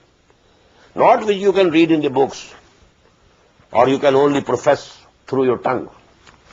وَقَاتِلُوهُمْ حَتَّى لَا تَكُونَ. This ayah actually appeared first in Surah Al-Baqarah. Here one word has been added. Just remember, in the 24th section of Surah Al-Baqarah, وَقَاتِلُوهُمْ حَتَّى لَا تَكُونَ فِتْنَةٌ وَيَكُونَ الدِّينُ لِلَّهِ. Here it has been intensified more. قَاتِلُوهُمْ حَتَّى لَا تَكُونَ فِتْنَةٌ وَيَكُونَ الدِّينُ كُلُّهُ لِلَّهِ. No exception. Even if one aspect of human life is outside the deen of Allah, this is not the total establishment of the deen of Allah. Our religion, Islam, is not only a private affair of the individuals. It's a total system. Kulluhu, as one whole, organic whole, the whole system, the total politico-socio-economic system that has to be governed by the laws of Allah subhanahu wa ta'ala. That is the goal, and this should be the goal of every truly believing Muslim. وَإِن تَوَلَّوْا فَاعْلَمُوا أَنَّ اللَّهَ مَوْلَاكُمْ نِعْمَ الْمَوْلَى وَنِعْمَ النَّصِيرُ. If they turn away, then you, O Muslims, rest assured, be it known to you, Allah is your friend, Allah is your supporter. Don't fear them. وَنِعْمَ الْمَوْلَى وَنِعْمَ النَّصِيرُ. How an excellent protector and how excellent a helper he is. وَعَلَمُوا أَنَّمَا غَنِمْتُم مِّن شَيْءٍ فَأَنَّ لِلَّهِ خُمُسَهُ. Now you know, in the beginning it was said, this is a repetition of that subject now, and this is the style of the Quran. While composing the surah, the most important ayah or issue is taken in the beginning. So this surah began with يَسْأَلُونَكَ عَنِ الْأَنْفَالِ, because this was the most sensitive issue. After the victory of Badr, you know, how to divide them, what to do with them, these spoils, this booty, a lot of it, how to distribute it. So the first answer was given very categorical. All these belong to Allah and His Messenger. You just wash off your hands and go and sit. So that if something is given, it will appear to be very valuable. First of all, it belongs to Allah and Rasul. You have no right in it, no share. But now the law, which is permanent law. وَعَلَمُوا أَنَّمَا غَنِمْتُم مِّن شَيْءٍ. May it be known to you that whatever you have as spoils of war, a booty, فَأَنَّ لِلَّهِ خُمُسَهُ. For Allah, Wali Rasul, and His Messenger, only 1/5 will be reserved. And this will be spent on what? فَلِلَّهِ وَلِلرَّسُولِ فَأَنَّ لِلَّهِ خُمُسَهُ وَلِلرَّسُولِ وَلِذِي الْقُرْبَى وَالْيَتَامَى وَالْمَسَاكِينِ وَابْنِ السَّبِيلِ. These are to be spent. Now, number one, you know the expenses of the Prophet ﷺ himself. He was not getting any salary, was he? He was not being paid. He was not doing any business now. Till such time that he was at Makkah, you know, the wealth of Khadija radiyallahu ta'ala anha was going. It was quite a lot. But after Hijrah, what? That is why many a nights he and his family had to go without any food. You have all these things in the Ahadith, in the Seerah. But now Allah has opened a way. Except that somebody, you know, came and presented something. He didn't take any zakah, any sadaqat, but gifts, presents, they could be accepted. Whatever a Muslim presented, okay. Even out of it he used to spend for others. There were, you know, Ashab al-Sufa sitting outside. So he was going, he and his family going for many times together without any food, meals, without any food. But now, a definite source. فَأَنَّ لِلَّهِ خُمُسَهُ وَلِلرَّسُولِ. Now his expenses, out of this one-fifth. Walazil Qurba, and his relatives. His relatives, Zil Qurba. Because he is also a human being, he has his relations, not only his personal, but his relatives. Wal Yatama, and now the orphans, for the general, society.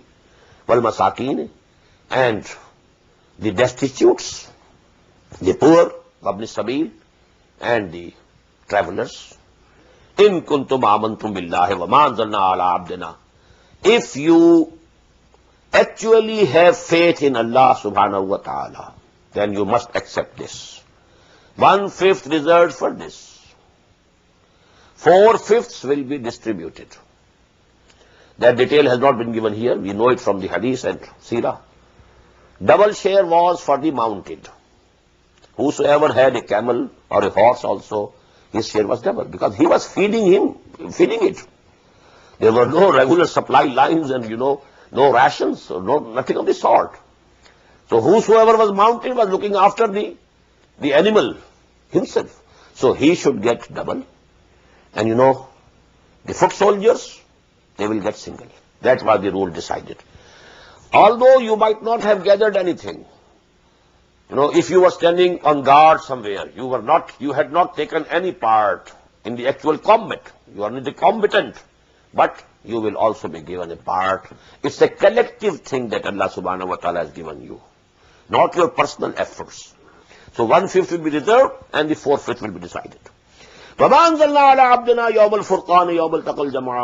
And if you believe in what we sent down on our bondsman, Muhammad sallallahu alayhi wa sallam, Yawm al-Furqan, on the day of criterion. Now these words of Abu Jahl are thrown back on them. He said it is going to be Yawm al-Furqan, and we did make it Yawm al-Furqan. This is Yawm al-Furqan.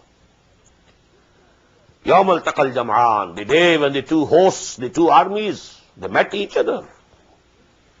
وَمَا أَنزَلْنَا عَلَىٰ عَبْدِنَا يَوْمَ الْفُرْقَانِ يَوْمَ الْتَقَى الْجَمْعَانِ وَاللَّهُ عَلَىٰ كُلِّ شَيْءٍ قَدِيرٌ. And Allah subhanahu wa ta'ala has power over everything. إِذْ أَنْتُمْ بِالْعُدْوَةِ الدُّنْيَا وَهُمْ بِالْعُدْوَةِ الْقُصْوَى. Now this valley, Badr is a valley, a broad valley, and at both the ends, north and south, it narrows down into a very narrow alley of mountains to this side, mountains to that side. The usual caravan route passed through this valley. When coming from Mecca, they entered the southern end of the valley, and then when they proceeded north, from northern end. So these are the two ends. And the road which goes to Medina is also near the northern end. So now the Prophet and his companions, they came from Medina. So they were at the closer, which was more closer to Medina, nearer to Medina, on that end of the valley. Is antum bil udwati dunya. Dunya is the feminine of Adna. Adna is nearer. Dunya is the feminine. The nearer corner of the valley, you reach there. Wahum bil udwati al-quswa. And they at the farther end, they were present there. Warrakba asfala minkum. And the caravan was beneath you. What does it mean? Actually, what Abu Sufyan did, when he was returning with that caravan, which had a lot of merchandise with it, number one, he sent an SOS message to Makkah. I fear an attack from Muhammad sallallahu alayhi wa sallam. So send and help. Secondly, he changed his route. He didn't enter the valley of Badr. He passed by the coast of the Red Sea. Because now the Red Sea coast was at a lower level.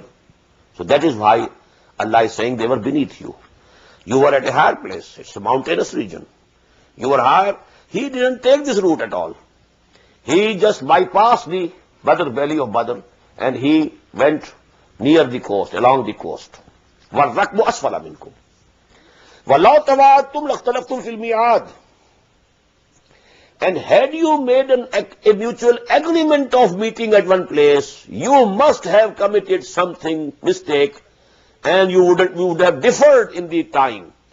But at the same time, they came and Muhammad sallallahu alaihi wasallam reached here. It was only 3 days journey of Badr from Medina. 10 days from Makkah. But Allah planned it in a way that they reached the valley absolutely simultaneously. Had you decided mutually that we shall meet at the Badr on such and such date, you might have differed due to any circumstances. There could be delay of your arrival in this valley, or the arrival of the Quraysh might have been delayed.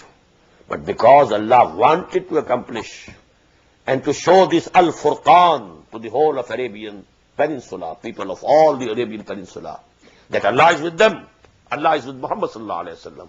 He wanted to make it Yawm al-Furqan, so he decided that you and they both reached Badr simultaneously. إِذْ أَنْتُمْ بِالْعُدْوَةِ الدُّنْيَا وَهُمْ بِالْعُدْوَةِ الْقُصْوَى وَالرَّكْبُ أَسْفَلَ مِنْكُمْ وَلَوْ تَوَاعَدْتُمْ لَاخْتَلَفْتُمْ فِي الْمِيعَادِ وَلَكِنْ لِيَقْضِيَ اللَّهُ أَمْرًا كَانَ مَفْعُولًا. But this was so that a matter is accomplished fully, which was to be accomplished. The will of Allah had to be fulfilled. لَيَهْلِكَ مَنْ هَلَكَ عَنْ بَيِّنَةٍ. So that now when it has become clear, it is Furqan. Haqq and Batil are discriminated, totally differentiated for the whole of the Arabian Peninsula. لَيَهْلِكَ مَنْ هَلَكَ عَنْ بَيِّنَةٍ. Now whosoever has to die, he should die after this clear sign, not in doubt. وَيَحْيَى مَنْ حَيَّ عَنْ بَيِّنَةٍ. And whosoever wants to live spiritually, he should live with a clear sign. That this is the sign of Allah, this is Al-Furqan, which Allah subhanahu wa ta'ala has showed that Muhammad and his companions are on the right path, and these people of Makkah are on the wrong path. Inna Allah la Samiyun Alim. Verily Allah subhanahu wa ta'ala is Sami, all hearing, and Alim, all knowing. إِذْ يُرِيكَهُمُ اللَّهُ فِي مَنَامِكَ قَلِيلًا. Recall when Allah subhanahu wa ta'ala was showing to you, O Muhammad, in your dream, the enemy as small. But now, there can be an objection. Was the dream of Muhammad false or wrong? And the dream of a prophet cannot be false, cannot be wrong. What does it mean? You know, one is apparent strength, and one is the real strength. The real strength of that army was very small. Why? Because most of them who were forced to come there due to their chieftains, in their hearts of hearts they believed that Muhammad was on the right path. They knew who was Muhammad sallallahu alaihi wasallam. They knew who are his companions. Abu Bakr Siddiq, a person like him. Osman, a person like him. These people, you know, morally, character-wise, their personalities, the silent majority knows everything. It remains silent because of lack of courage. They can't say it out. They can't take the courage of standing and saying to the chiefs, you know, people at the helm of affairs, you are wrong. They are silent. But although they are silent, they are not blind. They see. They knew the difference between Muhammad and Abu Jahl. Who Abu Jahl is, what is his character, what is his personality, and who Muhammad is, sallallahu alaihi wasallam, what is his character. So they knew it. So actually, their urge to fight, that was not strong. So Allah subhanahu wa ta'ala showed him the real strength, you know. The apparent strength was something else. 1,000 marching with drums beating and everything, and your pomp and show, and all the show, you know, there. But the real strength, the heart to fight. If you think you are on the right path, your strength is something else. If you think you are fighting for the right cause, for the just cause, your strength is something else. And if you are self-defeated within your own conscience, well, I am not going for the correct cause. I have to go. Because this Abu Jahl, you know, he wants me to go. There's something else, sort of mercenaries. So Allah showed to the Prophet ﷺ that the real strength, is very little. Is yurikahumullahu fi manamika qalilan walau arakahum kaseeran lafashiltum. Had he shown to you that they are very large in number, lafashiltum, O Muslims, you would have lost courage. Walatanazatum fil amr, you must have quarreled about the matter, whether we should fight or not, whether we should, avoid this combat or not. Walakin Allah sallam, but Allah subhanahu wa ta'ala saved you. Innahu alimun bidhati sudur, he very well knows whatever is there in the hearts of the people. Wa yurikumuhum iz iltaqaytum fi ayunikum qalilan, not only to the Prophet sallallahu alaihi wasallam. Allah made this army of Quraysh little in the eyes of the Muslims also. Although they were 313, but as if they saw they are not very, very many in number. That was also a blessing from Allah subhanahu wa ta'ala. Is yurikumuhum iz iltaqaytum fi ayunikum qalilan wa yuqallilakum fi ayunihim. And he had belittled you also in their eyes. Why?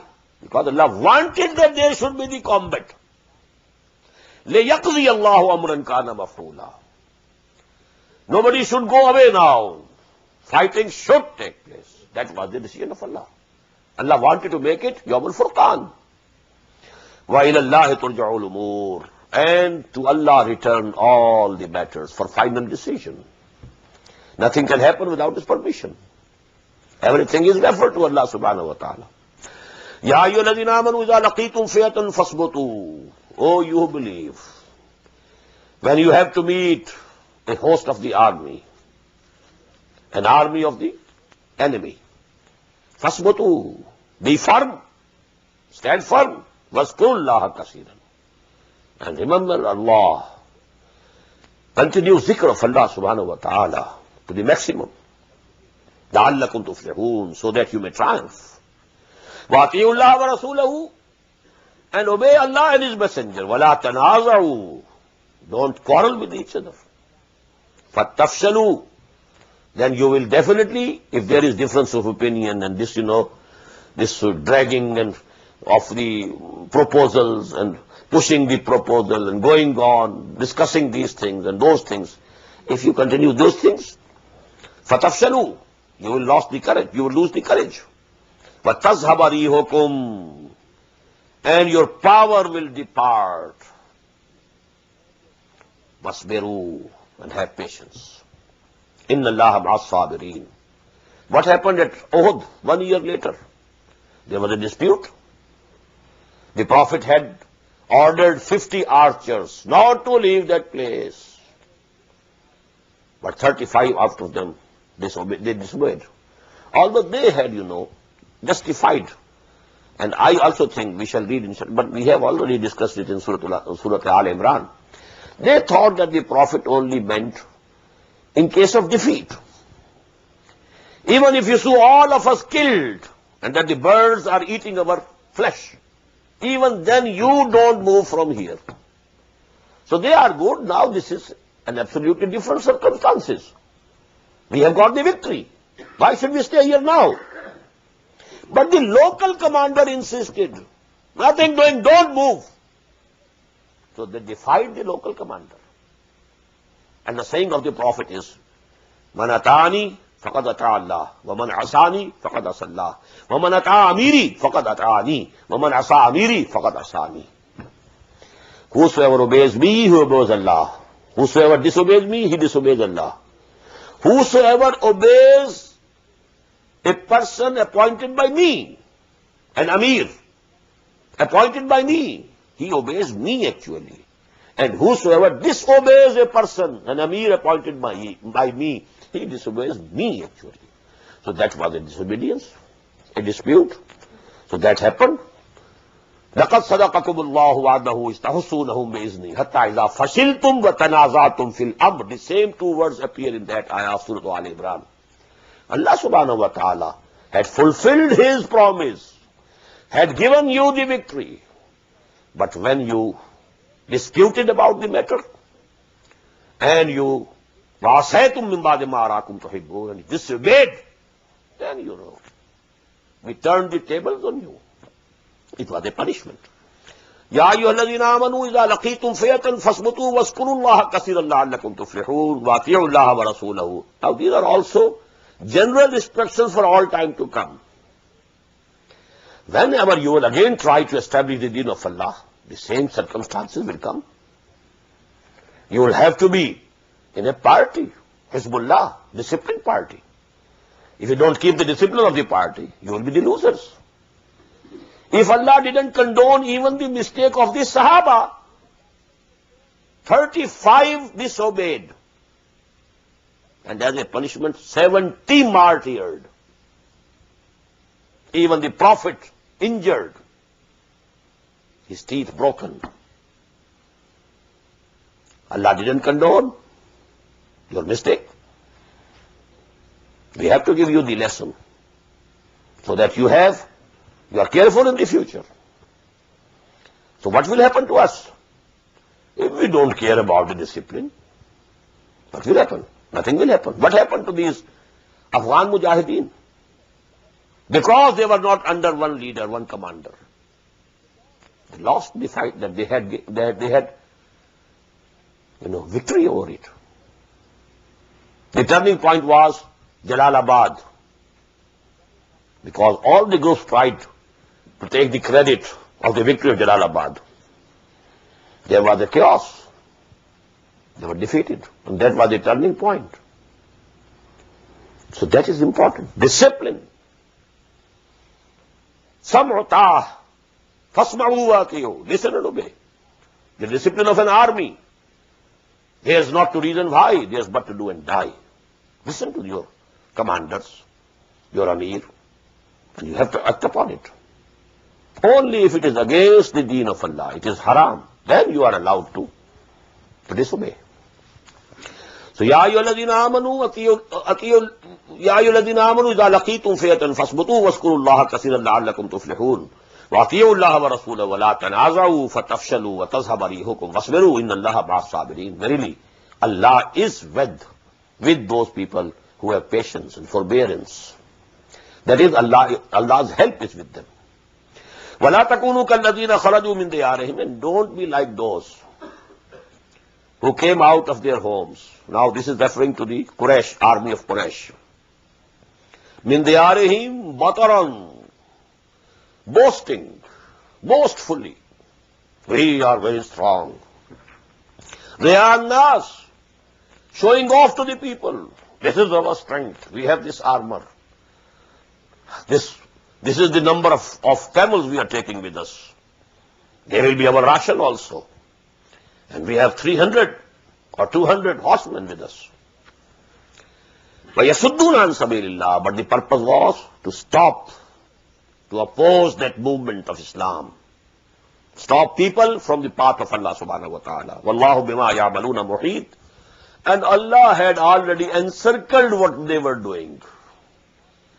They didn't know the unseen. What was the decision of Allah subhanahu wa ta'ala? They were going very much confident of their victory. Abu Jahl was saying, it is going to be Yawm al-Furqan. They were so sure of their victory. Wallahu bima ya'maluna muhit. Allah had already encircled whatever they were doing. وَإِزَّيَّنَ لَهُمُ الشَّيْطَانُ أَعْمَالَهُمْ. And when Satan had made for them very beautiful and alluring and attractive what they were doing, وَقَالَ لَا غَالِبَ لَكُمُ الْيَوْمِ مِنَ النَّاسِ. And he said to them, whispered to them in their minds, الَّذِي يُوَسْوِسُ فِي صُدُورِ النَّاسِ. لَا غَالِبَ لَكُمُ الْيَوْمِ. Today, nobody can beat you. Nobody can overcome you. Nobody can overpower you. Nobody can defeat you on this earth. وَإِنِّي جَارٌ لَكُمْ. And I am also with you. I am your neighbor. I am standing with you. فَلَمَّا تَرَاتِ الْفِيَتَانِ. And when the two armies saw each other, sighted each other, نَكَسَ عَلَىٰ عَقَبَيْهِ. He turned back on his heels. وَقَالَ إِنِّي بَرِيءٌ مِّنكُمْ. And he said, I have nothing to do with you. إِنِّي أَرَىٰ مَا لَا تَرَوْنَ. I am seeing what you are not seeing. I am seeing the angels coming. How can I stand? You can't see them. I am seeing. Inni ara ma la taron. I told you, the angels and these jinns, they are somewhat closer to each other because angels were created out of light and the jinns were created out of fire. These two things are very close to each other. Fire has a light in it. We humans, we have been created from the clay, the crust of this earth. So it's very inert. But you know, these two, both of them are invisible to us. And both of them, angels as well as jinns, can take on any form. A jinn can appear before me as a human being. An angel also can appear before me as a human being. Many a times, Hazrat Jibreel alayhi salatu wasalam used to come to Muhammad sallallahu alayhi wasallam in human shape. And he took the features of Hazrat Dahya Kalbi raziyallahu ta'ala, and he was a very handsome person from among the companions of the Prophet sallallahu alaihi wasallam. So both have some proximity to each other. He saw that 1,000 strong army of angels is coming. Inni ara ma la taron. I am seeing what you are not seeing. Inni akhafullah wallahu shadidul iqab. I fear Allah. So he ran away, and definitely Allah subhanahu wa ta'ala is very severe in punishment. إذ يقول المنافقون والذين في قلوبهم مرض. Just recall when the hypocrites of Medina and those in whom hearts there was a disease. What do they mean? In whom hearts there was disease, that is, they were still at the first level of nifaq. It has not gone to the extreme. And there were some also in whom this nifaq was from the very beginning to the highest degree. Abdullah ibn Ubay, for example, he was from the very first day munafiq. Why? Because actually, he was going to be proclaimed as king of Yasrib. These two tribes, Aus and Khazraj, they were very much weary of infighting between them. And they wanted, we should have some discipline, we should have some order here. So they had decided that they will declare Abdullah ibn Ubay as king of Medina, accept him as the king. And a crown was also, had been prepared. He was going to be crowned very soon. Coronation was to take place. And Muhammad came, sallallahu alaihi wasallam. All his dreams, you know, they were shattered. But he could do nothing. Because most of the people of his own tribe, Khazraj, they also believed in Muhammad sallallahu alaihi wasallam. But what could he do? So he had no option but to become a Muslim legally and then, you know, try his luck. To be always in search of some occasion. So he was a total munafiq from the very beginning. But other people, you know, some were only, you know, the disease was just in the first stage.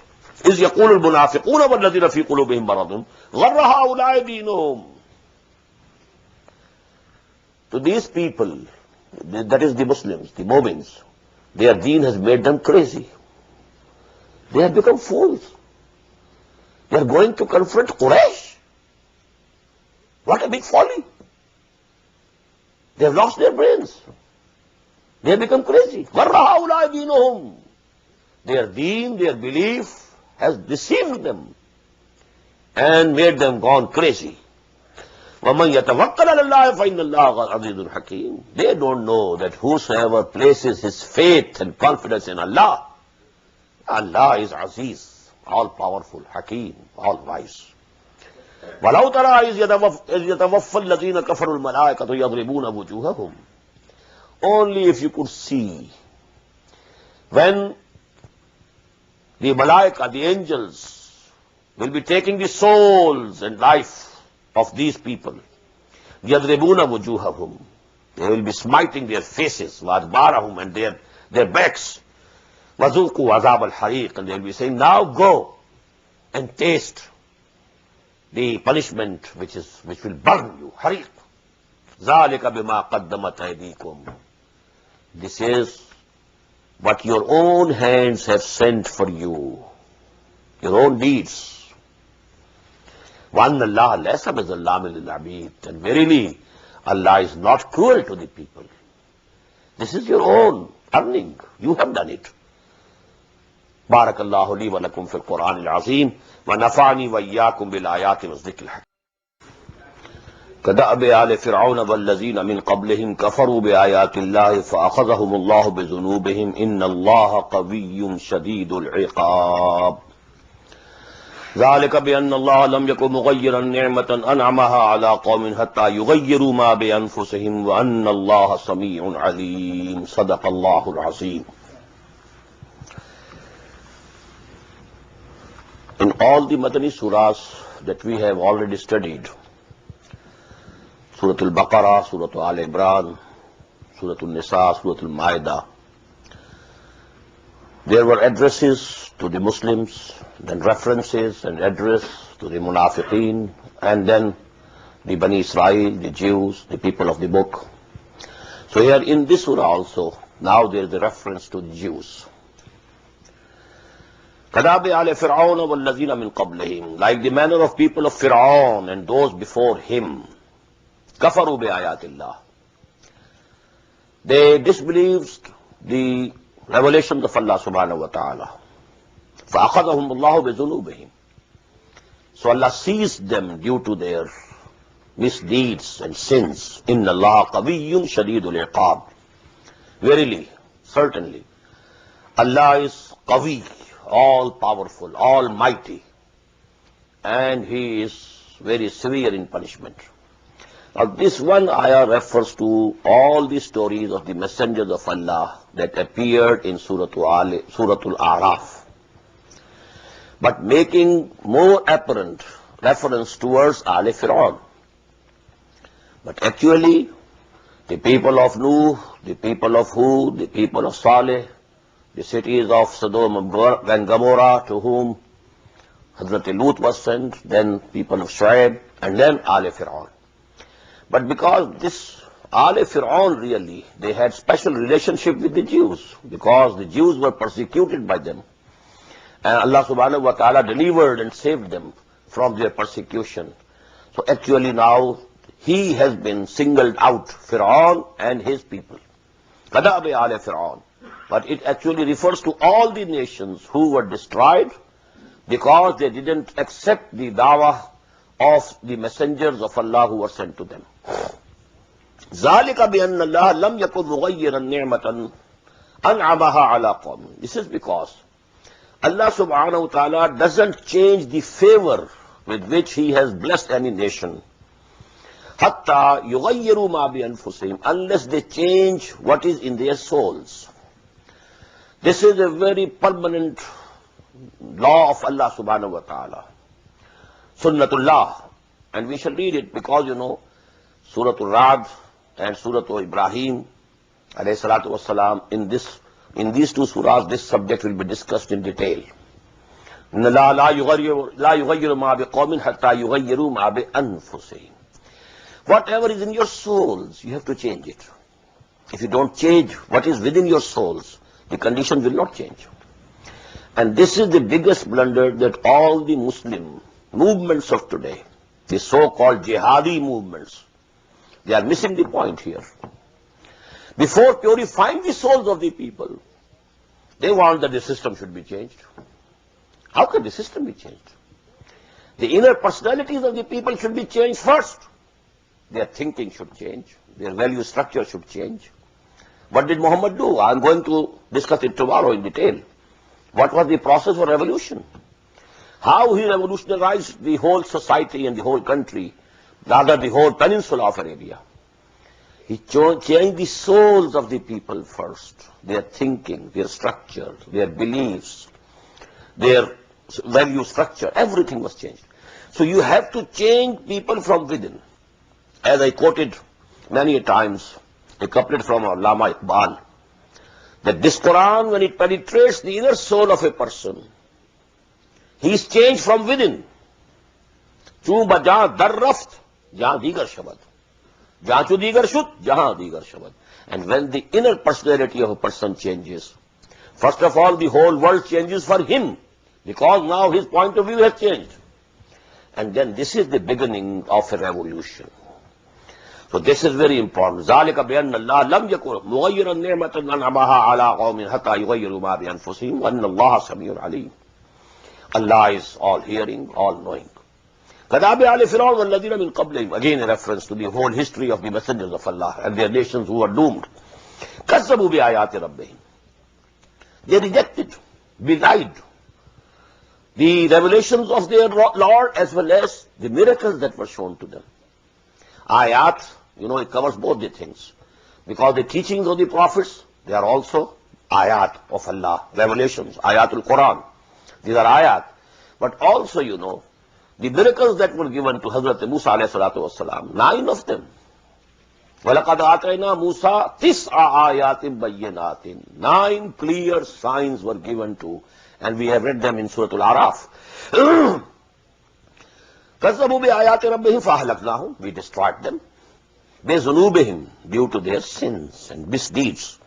وَأَغْرَقْنَا آلَ فِرْعَوْنَ وَكُلٌّ كَانُوا ظَالِمِينَ. And we drowned the people of Fir'aun, and they were the evildoers, the transgressors.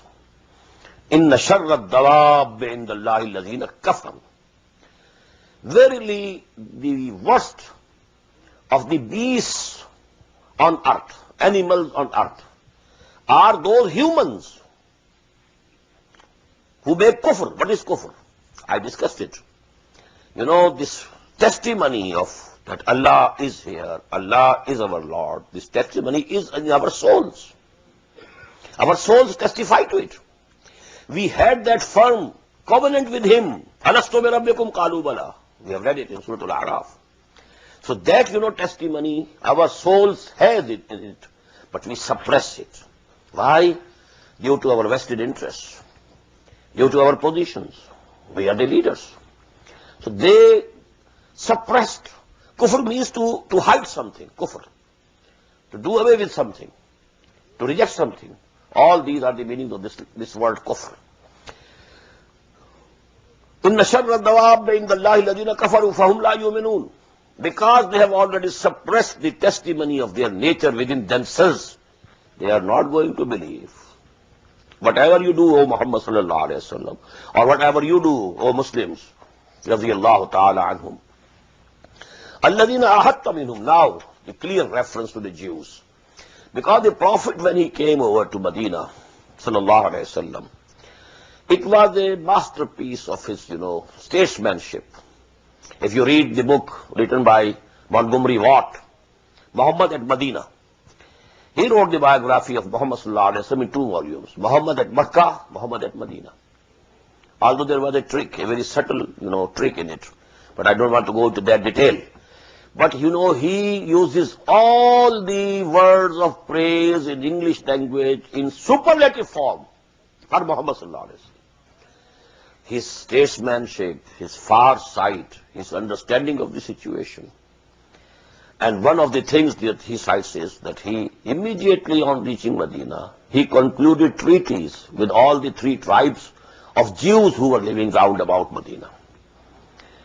He, just had them in the fold of that Misaq Medina.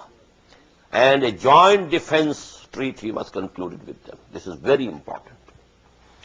But what happened? These people, they concluded the treaty, but secretly they were violating it. They were sending messages to Quraysh, come, or you invade, and we shall help from within. So they were doing it. Now this is the reference to this character of theirs. الَّذِينَ أَحَدْتَ مِنْهُمْ. Those of them with whom you had a treaty, ahad. ثُمَّ يَنْقُضُونَ أَحْدَهُمْ.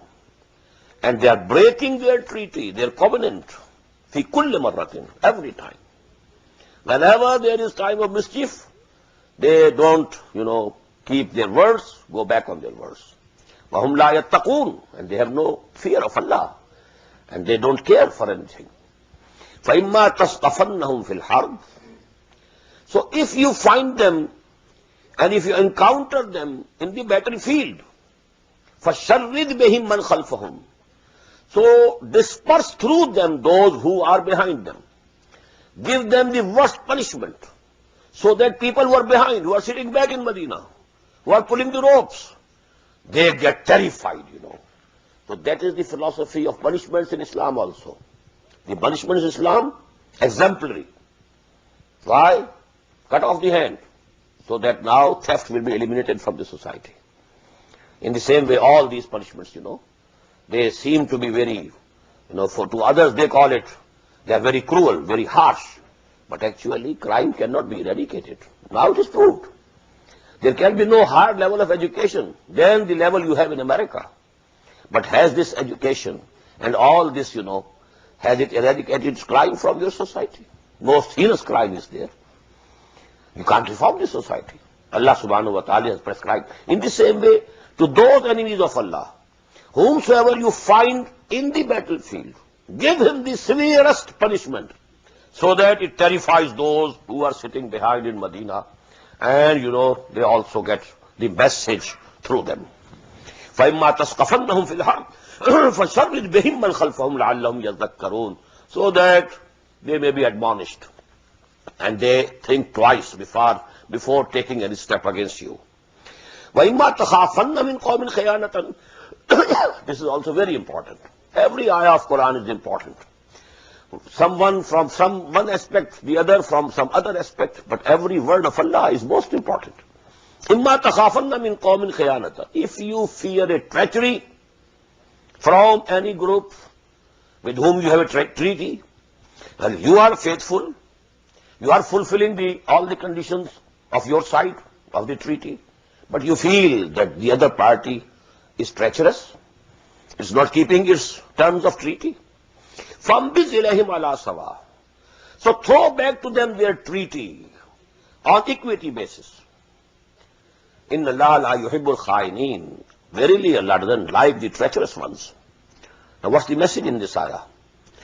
If you keep the treaty intact and take any step against that group or nation or tribe, this is treacherous. If you want and you decide that you have to take some action against them, first of all declare that no treaty between you and us now. This is the character of the Muslims. Not treachery, having a treaty legally and under the table fighting each other. This behoves of non-Muslims but not of Muslims. Whenever you have a treaty and you feel that the other party is not keeping the treaty, but also not declaring that the treaty is finished, but you, before taking any step against them, you must declare that now this treaty stands annulled. Then you take this step.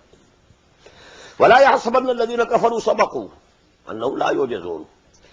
And these people who have rejected the faith, because the Jews rejected the faith, although they knew Muhammad sallallahu alaihi wasallam was the prophet of Allah, يَعْرِفُونَهُ كَمَا يَعْرِفُونَ أَبْنَاءَهُمْ. We have read it so many times. So they rejected, knowingly. لَا يَحْسَبَنَّ الَّذِينَ كَفَرُوا سَبَقُوا. They don't think they will escape. إِنَّهُمْ لَا يُعْجِزُونَ. They are not going to overcome or outwit or outdo Allah subhanahu wa ta'ala. Makrullah, they can't keep them safe from that. وَعِدُّوا لَهُمْ مَسْتَطَعْتُمْ. And O believers, keep ready with you. عِدُّوا لَهُمْ. Prepare against them. مَسْتَطَعْتُمْ مِنْ قُوَّةٍ. All the force that you can gather, which is in your power. Now this appears to be somewhat contradictory. You have faith in Allah, so Allah will look after everything. Allah will take care of it. No. You have to do whatever you can. You don't leave any stone unturned. You have to do whatever you can do. Then have faith in Allah. There is a very beautiful incident of the life of the Prophet ﷺ. A Bedouin came to see him, and he didn't tie the knee of the she-camel he was riding, just left her as free and stepped into the mosque to meet the Prophet ﷺ. And he asked, why didn't you tie the knee of the she-camel? He said, I have faith in Allah. I have trust in Allah. The Prophet said, no, go back. Aqilha, summa tawakkal. Go and tie the knee and then have faith in Allah and confidence in Allah. Whatever you can do, you have to do. But don't think that you can do anything only through your own power or your own, endeavors. Blessings of Allah are required. Finally, everything rests with Him. His decision, that will be implemented. وَعِدُّوا لَهُمْ مَسْتَطَعْتُم مِّن قُوَّةٍ وَمِن رِبَاطِ الْخَيْلِ. And also the steeds of war. Today, the tanks you should have, all the things, everything you must have with you, as much as you can. And here let me mention, the atomic capability is a very big blessing that Allah subhanahu wa ta'ala gave to Pakistan. And these people are very fearful, lest we can prepare and we explode an atomic bomb. Although they have it, they say, this is exclusive right of ours, we can have it. We are mature enough, we won't misuse it. But you are not dependable people, you may misuse it. So that is actually, we are not grateful to Allah subhanahu wa ta'ala, and we shall be brought to the book. We gave you this capability, and this capability came to Pakistan miraculously. We couldn't get it. It was from Allah's grace that we got it. But all the pressure on that country, that you stop it, you cap it, you take it, roll it back, and so on. It's going on. But Allah's command is different. Whatever you can do, you must prepare and you must keep ready. وَعِدُّوا لَهُمْ مَسْتَطَعْتُم مِّن قُوَّةٍ وَمِن رِبَاطِ الْخَيْلِ تُرْهِبُونَ بِهِ عَدُوَّ اللَّهِ, so that you terrorize with these things the enemies of Allah, وَعَدُوَّكُمْ, and your enemies. Your enemies are Allah's enemies. Allah's enemies are your enemies. You are with Allah. Allah is with you. وَآخَرِينَ مِن دُونِهِمْ لَا تَعْلَمُونَهُمْ اللَّهُ يَعْلَمُهُمْ. And there are others beside them whom you don't know, Allah knows. You have a fifth columnist, people here in your society. When they will see that Muslims are very ready, then they will also be terrorized, and they won't be able to take any courage against you, to show any courage and take any action against you. So you have to remain prepared and gather whatever force of whatever kind is possible, you must have at your disposal. وَمَا تُنْفِقُوا مِنْ شَيْءٍ, and because for this preparation you need money, you need funds, you need finances. For that the encouragement. وَمَا تُنْفِقُوا مِنْ شَيْءٍ فَفِي سَبِيلِ اللَّهِ يُوَفَّى إِلَيْكُمْ وَأَنْتُمْ لَا تُظْلَمُونَ. Whatever you will spend in the way of Allah to procure all these things, Allah subhanahu wa ta'ala will give you fully, reward you fully. يُوَفَّى إِلَيْكُمْ. It will be repaid you in full. وَأَنْتُمْ لَا تُظْلَمُونَ, and you will not be wronged. وَإِنْ جَنَحُوا لِلسَّلْمِ فَانْجَحْ لَهَا. And if these people, if they incline to peace, فَانْجَحْ لَهَا, you also incline. Because if they want a peace, okay, have peace with them and have a treaty with them. وَتَوَكَّلْ عَلَى اللَّهِ. And then you have faith in Allah, that if they are making this treaty dishonestly, they want to do something else, Allah will take care of them. But if you feel that they are going to do something wrong, then first of all, you throw the treaty on their faces, and then only you can take this step. Your moral level must be much higher than their moral level. It should be visible to the people. What's the moral level of the Muslims, and what's the moral level of the Jews and the Mushrikeen of Makkah. وَإِن يُرِيدُوا يَخْدَعُوكَ, the same thing which I have already said. If they intend to deceive you, فَإِنَّ حَسْبَكَ اللَّهُ, so then Allah is sufficient for you. He will take care of them all. هُوَ الَّذِي أَيَّدَكَ بِنَصْرِهِ وَبِالْمُؤْمِنِينَ. It is He, جَلَّ جَلَالُهُ وَعَمَّ نَوَالُهُ. It is He who has strengthened you with His own help and with the Muslims. He has provided you these companions. He has provided you these volunteers who are ready to sacrifice everything, who are ready to lay down their lives, who cherish death in the way of Allah. Shahadat hai matloob wa maqsood mu'min, na male ghanimat na kishwar kushayi. Whom have given you these people? Allah has given you. So Allah helps you directly, and this is Allah's help which has come to you, O Muhammad sallallahu alaihi wasallam, through these companions, these fellows, your helpers. Because what happened to Moses, we have read in Surah Al-Ma'idah. When he called upon his people, now go and fight for the cause of Allah, they said, clearly replied, no, we are not going to move. فَذَهَبْ أَنْتَ وَرَبُّكَ فَقَاتِلَا إِنَّا هَاهُنَا قَاعِدُونَ. We are sitting here. You go and take your Lord with you, and take your staff also with you, and go and drive them out from this country, and then we shall only enter this country. But Muhammad Sallallahu Alaihi Wasallam got the companions who were ready to lay down their lives. وَإِن يُرِيدُوا أَن يَخْدَعُوكَ فَإِنَّ حَسْبَكَ اللَّهُ هُوَ الَّذِي أَيَّدَكَ بِنَصْرِهِ وَبِالْمُؤْمِنِينَ وَأَلَّفَ بَيْنَ قُلُوبِهِمْ. And another special favor that Allah subhanahu wa ta'ala has done on you, He has brought the hearts of your companions together, united them. They are more than real brothers. وَلَوْ أَنْفَقْتَ مَا فِي الْأَرْضِ جَمِيعًا مَا أَلَّفْتَ بَيْنَ قُلُوبِهِمْ. Had you spent all the wealth that is in this world, you could not have united their hearts.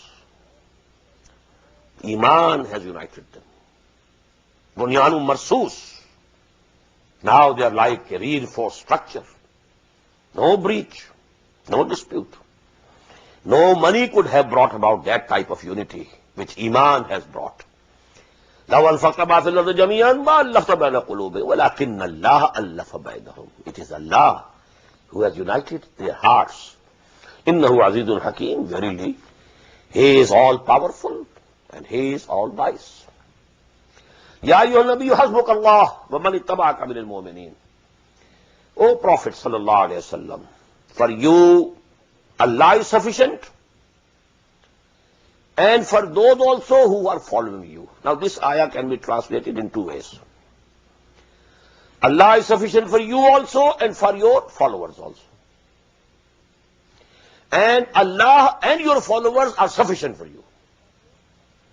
The second meaning is more, according to the text, because we found in the former ayah, هُوَ الَّذِي أَيَّدَكَ بِنَصْرِهِ وَبِالْمُؤْمِنِينَ.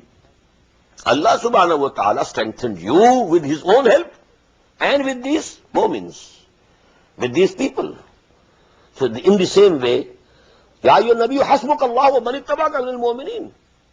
For you, Allah and these believers who are following you, they are sufficient. Don't fear anything. يَا أَيُّهَا النَّبِيُّ حَرِّضِ الْمُؤْمِنِينَ عَلَى الْقِتَالِ. O Prophet sallallahu alayhi wasallam, exhort the believers to go to war in the cause of Allah, in the way of Allah. In yakum minkum 20 sabirun, if there will be from amongst you 20 persevering Muslims, yaglibu mi'atain, they will overpower 200, 1 to 10. When yakum minkum mi'atun, and if there will be 100, yaglibu alfan, they will be victorious over 1,000. مِنَ الَّذِينَ كَفَرُوا, from among those who have rejected the faith and who have suppressed the testimony of their own souls also. بِأَنَّهُمْ قَوْمٌ لَا يَفْقَهُونَ, because they are the people, they don't understand. The understanding of the realities of this universe enhances your power. When you know everything is in the hand of Allah, nobody can harm me anything. Now your courage, And a person again, he thinking he can do me something. He can harm me. He can bring some bad thing to me. Well, he will be fearing anybody, everybody. He will be always fearing. And the person who knows, nobody can do any harm to me. La hawla wa la quwwata illa billah. Ma asaba min musibatin illa bi iznillah. Nothing, no harm can come to me. They might try their best. They can't do me any harm. Now your courage, your fearlessness, it cannot be measured. So because they don't know it, this is the truth that they don't know. That nothing can be done without the permission of Allah subhanahu wa ta'ala. قُلْ لَنْ يُصِيبَنَا إِلَّا مَا كَتَبَ اللَّهُ لَنَا. In the next surah we shall read it. قُلْ لَنْ يُصِيبَنَا إِلَّا مَا كَتَبَ اللَّهُ لَنَا هُوَ مَوْلَانَا. Nothing can happen to us except that with Allah, He has decided for us. And He is our protector, He is our friend. Whatever comes from Him, it's always welcome. Even if it is death, it's okay. It's actually the gateway to heaven, the gateway to Jannah. قِيلَ ادْخُلِ الْجَنَّةِ قَالَ يَا لَيْتَ قَوْمِي يَعْلَمُونَ بِمَا غَفَرَ لِي رَبِّي وَجَعَلَنِي مِنَ الْمُكْرَمِينَ. No sooner you are dead here in the way of Allah, and you enter directly to the heaven. You don't have to wait for the day of judgment.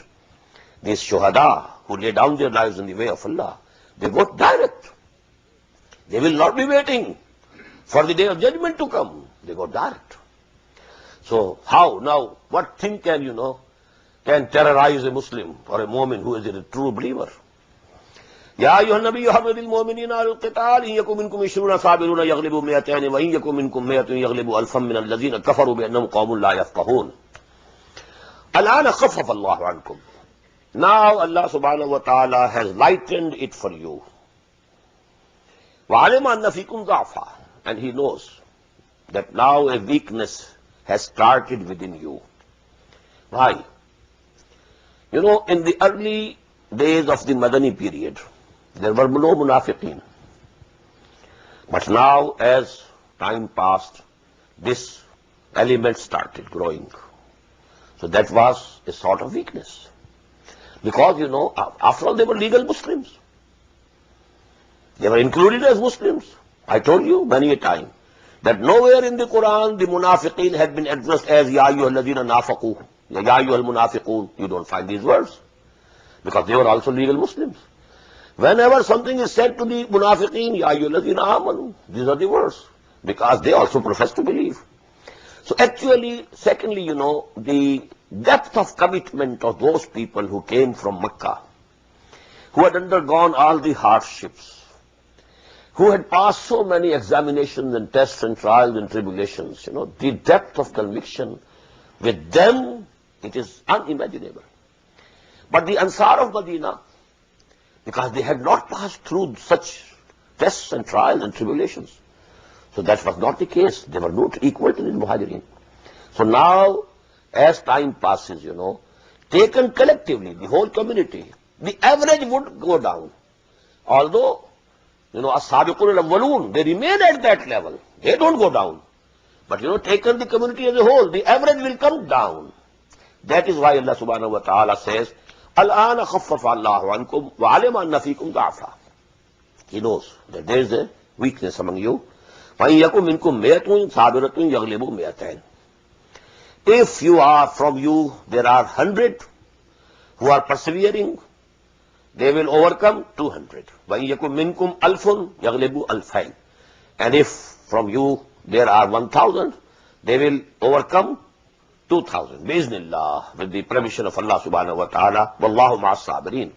And Allah is with the preserving people who are persevering and who are steadfast. Ma qala linabiyyin an yakuna lahu asra. Now this is a very sensitive issue which is being discussed here. After the Muslims had won the battle of Badr, I told you 70 mushrikeen were killed. From among the Muslims only 14, 13 on the spot, and one was injured, and he died on way back to Medina. The total toll from Muslim side was 14. The Kuffar, Quraysh, 70.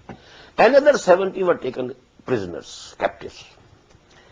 Now this is what Allah subhanahu wa ta'ala, so to say, using the most, lenient words, He was displeased with it. Why did you do it? You shouldn't have taken them captives. Because the power of kufr has not been, broken up till now.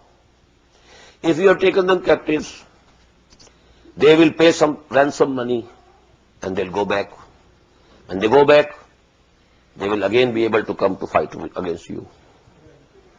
So actually there was a dispute. Because the Prophet ﷺ, he consulted his companions what we should do with them. His own inclination, because he was Rauf and Rahim. He was very lenient, very kind. To kill them, it was something, against his nature. So he was inclined towards taking them captive and, releasing them, taking some money and so on. Abu Bakr radiyallahu ta'ala anhu agreed with him, yes, this we should do. But Umar radiyallahu ta'ala anhu, he was very much against it. No. We should kill them all.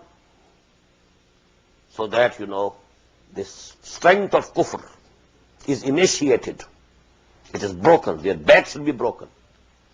And he went to the extent that whosoever is closest in relation to any mushrik captive from among the Muslims, he should assassinate with his own hands his closest relative who has come here, who came here to fight against the Muslims and who has been taken into captive.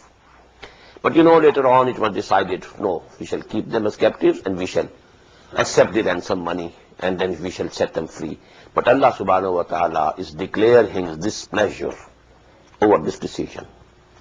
And this is one of those events about which it is said, Al-Haqqu yantiqu ala lisani Umar. Kana ra'yuhu muwafiqan bil wahyi wal kitab. Now that we should say, wahi came muwafiqan bi ra'yihi. Kana al-wahyu muwafiqan bi ra'yihi. Wahi came in agreement with his opinion. So this is the special station, place and cadre and level of Hazrat Umar radiyallahu ta'ala. Al-haqqu yantiqu ala lisani Umar. Ashadduhum fi amrillahi Umar. Ma kana lin-nabiyyin an yakuna lahu asra. It's not befitting for a prophet that there should be captives for him. Hatta yuskhina fil ard. Until there is sound crushing and threshing of the kufr in the land. Turidun arad al-dunya. You intend to get the wealth of this world? Ransom money? That appears to be very attractive to you. Very harsh comments. It was actually not that the Prophet wanted some money or some wealth. It was out of mercy, out of leniency. That was the second nature of it. Twice in the Quran, Allah subhanahu wa ta'ala has addressed him. Be harsh to these munafiqeen. Be harsh. You shouldn't be kind to these people. But because it was his nature, second nature as we call it. Ya ayyuhan nabiyyu jahidil kuffara wal munafiqina waghluz alayhim. You should not be lenient to these people. You should be harsh. You have to treat them with harshness, so that the back of kufr is broken. If you are lenient, they get, some extension. They are fresh leaves of existence they are having due to your leniency.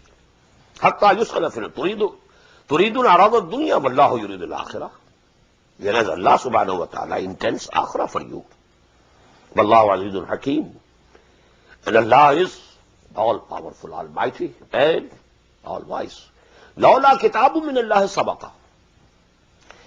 Had it not been for the ordinance from Allah subhanahu wa ta'ala that had already gone before. And this refers to ayah number 4 of Surah Muhammad sallallahu alayhi wa sallam, which you find in the 26th part of the Musaf. There it was given an option that whenever the strength of the kufr has been broken, then you can take captives. Now please ponder over it.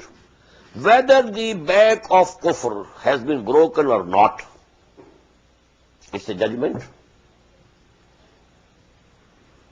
Maybe I think it has been broken. You think it has not been broken. If it has been broken according to my assessment, then we can have captives. If it is not broken up till now, according to your judgment, then you will say, no captives. Allah has not granted us to have captives before the back of the kufr has been broken thoroughly. So because this is the principle in ijtihad, al-mujtahid, al-mukhti, he also is rewarded. He cannot be punished. Al-mujtahid, al-musib, he gets the double reward. So it was taken to be an ijtihad of Muhammad sallallahu alayhi wa sallam and Abu Bakr radiyallahu anhu that, actually the power of kufr has been broken. So now we can take the captives. But Allah disagreed with the ijtihad. But you can't punish anybody on ijtihad. When it was their sincere opinion, well, Allah subhanahu wa ta'ala only declared his disagreement with ijtihad. You can differ from a mujtahid in his judgment. no doubt. But an ijtihad which has been done most sincerely, earnestly, even if it is wrong, Allah subhanahu wa ta'ala rewards for it. So that is the case. Lawla kitabu min Allah sabaqa. This option had been given to you from Allah subhanahu wa ta'ala already in ayah number 4 of Surah Muhammad. If that had not happened, lamassakum fima akhastum azabun azim. Then what you have taken from them, on that a very mighty chastisement, a very mighty punishment would have come to you. Very stern warning. فَكُلُوا مِمَّا غَنِمْتُمْ حَلَالًا طَيِّبًا. So now you eat from whatever you have from the spoils of the war. Now what has been happened to the spoils of the war? The spoils, all the things that they had at the battlefield. And now the spoils coming out of the ransom money of these captives. This is added to those spoils. فَكُلُوا مِمَّا غَنِمْتُمْ. Although Allah declared his disagreement with this decision, but because it was an ijtihad and the option was given by him, so now whatever you have got, you can eat it, you can use it, you can consume it. Halalan tayyiba. It is permissible for you, it is good for you. Wattaqullaha innallaha ghafurur rahim. Have taqwa of Allah. And verily Allah subhanahu wa ta'ala is forgiving and merciful. Ya ayyuhan nabiyyu qul liman fi aydikum min al-asra. O Prophet, say to these people who are in your hands from among the captives, in ya'lamillahu fi qulubikum khairan. If Allah knows and if Allah finds that within your hearts there is some good, yu'tikum khairan mimma ukhiza minkum. He will give you better and more than what has been taken from you. Now please keep one point in mind. Some of the people of Quraysh who had come to fight against the Muslims at Badr, they were forced to do it because of the tribal system. They didn't want to go to war against the Muslims. There could be someone who had hidden in their hearts the Iman, the faith also. But because they had not declared it there, had they declared it, they would have had to make the migration, the hijrah. So because they were not so much, motivated by Iman, that they were ready to leave their homes and hearts and, the land of their ancestors, where the ancestors were lying buried.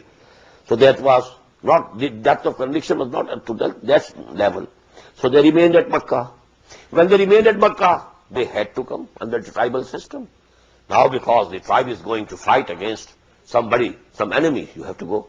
So there were certain people, And according to some traditions, perhaps Hazrat Abbas, the uncle of Muhammad sallallahu alaihi wasallam, was also among them. So, and there could be others also. So, now, if Allah knows that in your hearts there is something good, but because you have not up till now declared your Iman, you came to fight the Muslims along with the Kuffar, so law will take its course. You will be treated at par with the unbeliever captives, and you will have to pay the ransom. But Allah will reward you, Allah will repay you in His own ways. He will compensate. Ya ayyuhan nabiyyu qul liman fi aydikum min al-asra in ya'lamillahu fi qulubikum khairan yu'tikum khairan mimma ukhidha minkum. But His treasures are very vast. He can compensate to you in many other forms. Wa yaghfir lakum, and He will forgive you. Wallahu ghafurur rahim, and Allah is forgiving, merciful. Wa in yuridu khiyanataka, and if somebody now says that I am Muslim, I came only because I was forced to come here, so please forgive me and let me go scot-free. Wa in yuridu khiyanataka faqad khanu Allah min qabl. They have committed, treachery with Allah subhanahu wa ta'ala also. If somebody is making treachery, he's treacherous in his behavior. فَأَمْكَنَ مِنْكُمْ, so Allah had given you power over them. Wallahu alimul hakim, and verily He is all-knowing, all-wise. إِنَّ الَّذِينَ آمَنُوا وَهَاجَرُوا وَجَاهَدُوا بِأَمْوَالِهِمْ وَأَنفُسِهِمْ فِي سَبِيلِ اللَّهِ وَالَّذِينَ آوَوا وَنَصَرُوا أُولَٰئِكَ بَعْضُهُمْ أَوْلِيَاءُ بَعْضٍ. Verily and certainly those who came to believe, وَهَاجَرُوا, and who migrated, وَجَاهَدُوا بِأَمْوَالِهِمْ وَأَنفُسِهِمْ فِي سَبِيلِ اللَّهِ. And they strived in the way of Allah to their utmost with their belongings and their lives. وَالَّذِينَ آوَوْا وَنَصَرُوا. And those who gave them refuge and helped them. Now the Muslim society up till that time, it was composed of two distinct parts at Medina, Muhajirin and the Ansar of Medina. And although Muhammad ﷺ had made them brothers, one from the Muhajirin, the other from Ansar, and they were declared as brothers. And they divided their homes, they divided their shops. Even, one Ansari, he took his Muhajir brother to his house. He had two wives. He said, you select which one you like, because, the commandments about hijab, they have not been revealed up till now. They were going to be revealed several years later in Surah An-Nur and Surah Al-Ahzab. So there was no wheeling and all these things, segregation, etc. It was a mixed society. So he took the brother to the home. I have two wives. You select. I will divorce her so that you can marry her. Because the Prophet has declared that you are my brother. And I can't, bear that you live without a wife. And I have two wives with me. So that was the bond of friendship. But still, these were the two distinctly separate sections of this society. And Quran is also mentioned separately. And here, the level is different. Because those people who had migrated, left their families and homes and everything behind, they were definitely at a very higher level regarding the depth of commitment, regarding their love for Allah. And actually, before the Battle of Badr, the 8 expeditions, which I shall explain, inshallah, next Friday evening when I go into details of Ghazwa Badr, the Prophet sent only the Muhajirin in 8 expeditions. Badr was the first expedition in which Ansar were also included. They were never asked to go out to fight in the way of Allah. All the 8 expeditions, 4 of them Saraya, in which the Prophet didn't go himself, only some groups were sent. And 4 of them Ghazawat, in which the Prophet also participated. But in all 8 of them, no Ansari from Medina was included. So that is why these words are coming for the Muhajirs here. Inna allazina amanu wa hajaru wa jahadu bi amwalihim wa anfusihim fi sabilillah. Up till now only they were striving and they were fighting for the cause of Allah, going out, to meet the enemy. وَالَّذِينَ آوَوْا وَنَصَرُوا. Now the second section is who gave them the refuge, who accommodated them in their homes and businesses, etc., etc. And they were the Ansar, they helped them. بَعْضُهُمْ أَوْلِيَاءُ بَعْضٍ. Now they are friends to each other. They are protectors of each other. وَالَّذِينَ آمَنُوا وَلَّمْ يُهَاجِرُوا مَا لَكُمْ مِنْ وَلَايَتِهِمْ مِنْ شَيْءٍ. And as for those who had Iman, who said the Shahada, Ashhadu an la ilaha illallah wa ashhadu anna Muhammadan Rasulullah, they became Muslim, but they didn't immigrate. They didn't come. We have read these things in much detail in Surah An-Nisa. This discussion, this subject has been discussed. But Surah An-Nisa was going to be revealed several years later after this surah. This, as I told you, was revealed in the second year after Hijrah, just after the Battle of Badr. Surah An-Nisa, that was either in the 5th or the 6th year after Hijrah. So here is the first pronouncement regarding this. وَالَّذِينَ آمَنُوا وَلَمْ يُهَاجِرُوا مَا لَكُمْ مِنْ وَلَايَتِهِمْ مِنْ شَيْءٍ. Those of you who come to believe, who accept the faith, but they don't immigrate to Medina, you are not responsible for their protection in anything until they immigrate. وَإِنِ اسْتَنْصَرُوكُمْ فِي الدِّينِ فَعَلَيْكُمُ النَّصْرُ. But if they want and they ask for your help, it's incumbent upon you that you help them. But there is an exception. إِلَّا عَلَىٰ قَوْمٍ بَيْنَكُمْ وَبَيْنَهُمْ مِيثَاقٌ. Except against the nation or tribe with whom you have a treaty. For example, there are some Muslims in some tribe. They are being persecuted. They call the Muslims to help. Now there are two conditions possible. If this tribe has no treaty with Muhammad sallallahu alaihi wasallam, or the Muhammad has not concluded any treaty against this tribe, with this tribe, then you can take an action, helping the Muslims of that tribe. But if you have a treaty with that tribe, now you are barred from it. Now you can't help. Although they are Muslims, although they want your help, although they, are asking for your help. But because they have not immigrated, why have they stayed back? When they have stayed back, they have not immigrated, they lose the right that they must be protected. Okay, if the tribe has no treaty, actually, then the help can be given, but not if you have a treaty with them. وَإِنِ اسْتَنْصَرُوكُمْ فِي الدِّينِ فَعَلَيْكُمُ النَّصْرُ إِلَّا عَلَىٰ قَوْمٍ بَيْنَكُمْ وَبَيْنَهُمْ مِيثَاقٌ وَاللَّهُ بِمَا تَعْمَلُونَ بَصِيرٌ.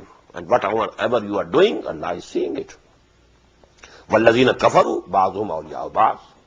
As for those who have rejected the faith, who have suppressed the testimony of their souls and belied what Muhammad sallallahu alaihi wasallam was conveying to them, بَعْضُهُمْ أَوْلِيَاءُ, they are friends and protectors to each other. إِلَّا تَفْعَلُوهُ تَكُنْ فِتْنَةٌ فِي الْأَرْضِ وَفَسَادٌ كَبِيرٌ. If you don't do this, there will be much disturbance in the land. What does it mean? If you ignore the treaty and go to help the Muslims of that tribe, while you had the treaty with the tribe, well, it is going to disturb the things. This system has to be kept. If you have made a treaty, you can't help the Muslims over there. You have to do it. Now this ayah, last but one. But this completes the definition of a true mu'min. وَالَّذِينَ آمَنُوا وَهَاجَرُوا وَجَاهَدُوا فِي سَبِيلِ اللَّهِ وَالَّذِينَ آوَوا وَنَصَرُوا أُولَٰئِكَ هُمُ الْمُؤْمِنُونَ حَقًّا لَهُمْ مَغْفِرَةٌ وَرِزْقٌ كَرِيمٌ. And those who accepted the faith, who responded positively to the call of the Prophet sallallahu alaihi wasallam, and then they immigrated, they left their homes and hearts and the land of their ancestors, وَجَاهَدُوا فِي سَبِيلِ اللَّهِ, and they strived in the way of Allah. وَالَّذِينَ آوَوا وَنَصَرُوا, and those who gave them refuge and they helped them. أُولَٰئِكَ هُمُ الْمُؤْمِنُونَ حَقًّا, and they are the true mu'mins. لَهُمْ مَغْفِرَةٌ وَرِزْقٌ كَرِيمٌ.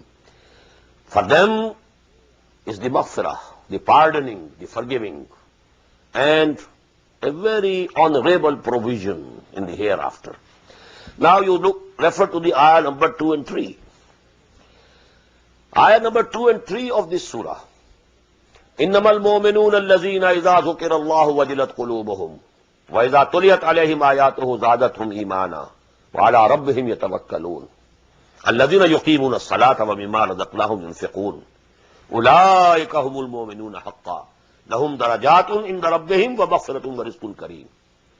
وَالَّذِينَ آمَنُوا وَهَاجَرُوا وَجَاهَدُوا فِي سَبِيلِ اللَّهِ وَالَّذِينَ آوَوا وَنَصَرُوا أُولَٰئِكَ هُمُ الْمُؤْمِنُونَ حَقًّا لَهُمْ مَغْفِرَةٌ وَرِزْقٌ كَرِيمٌ.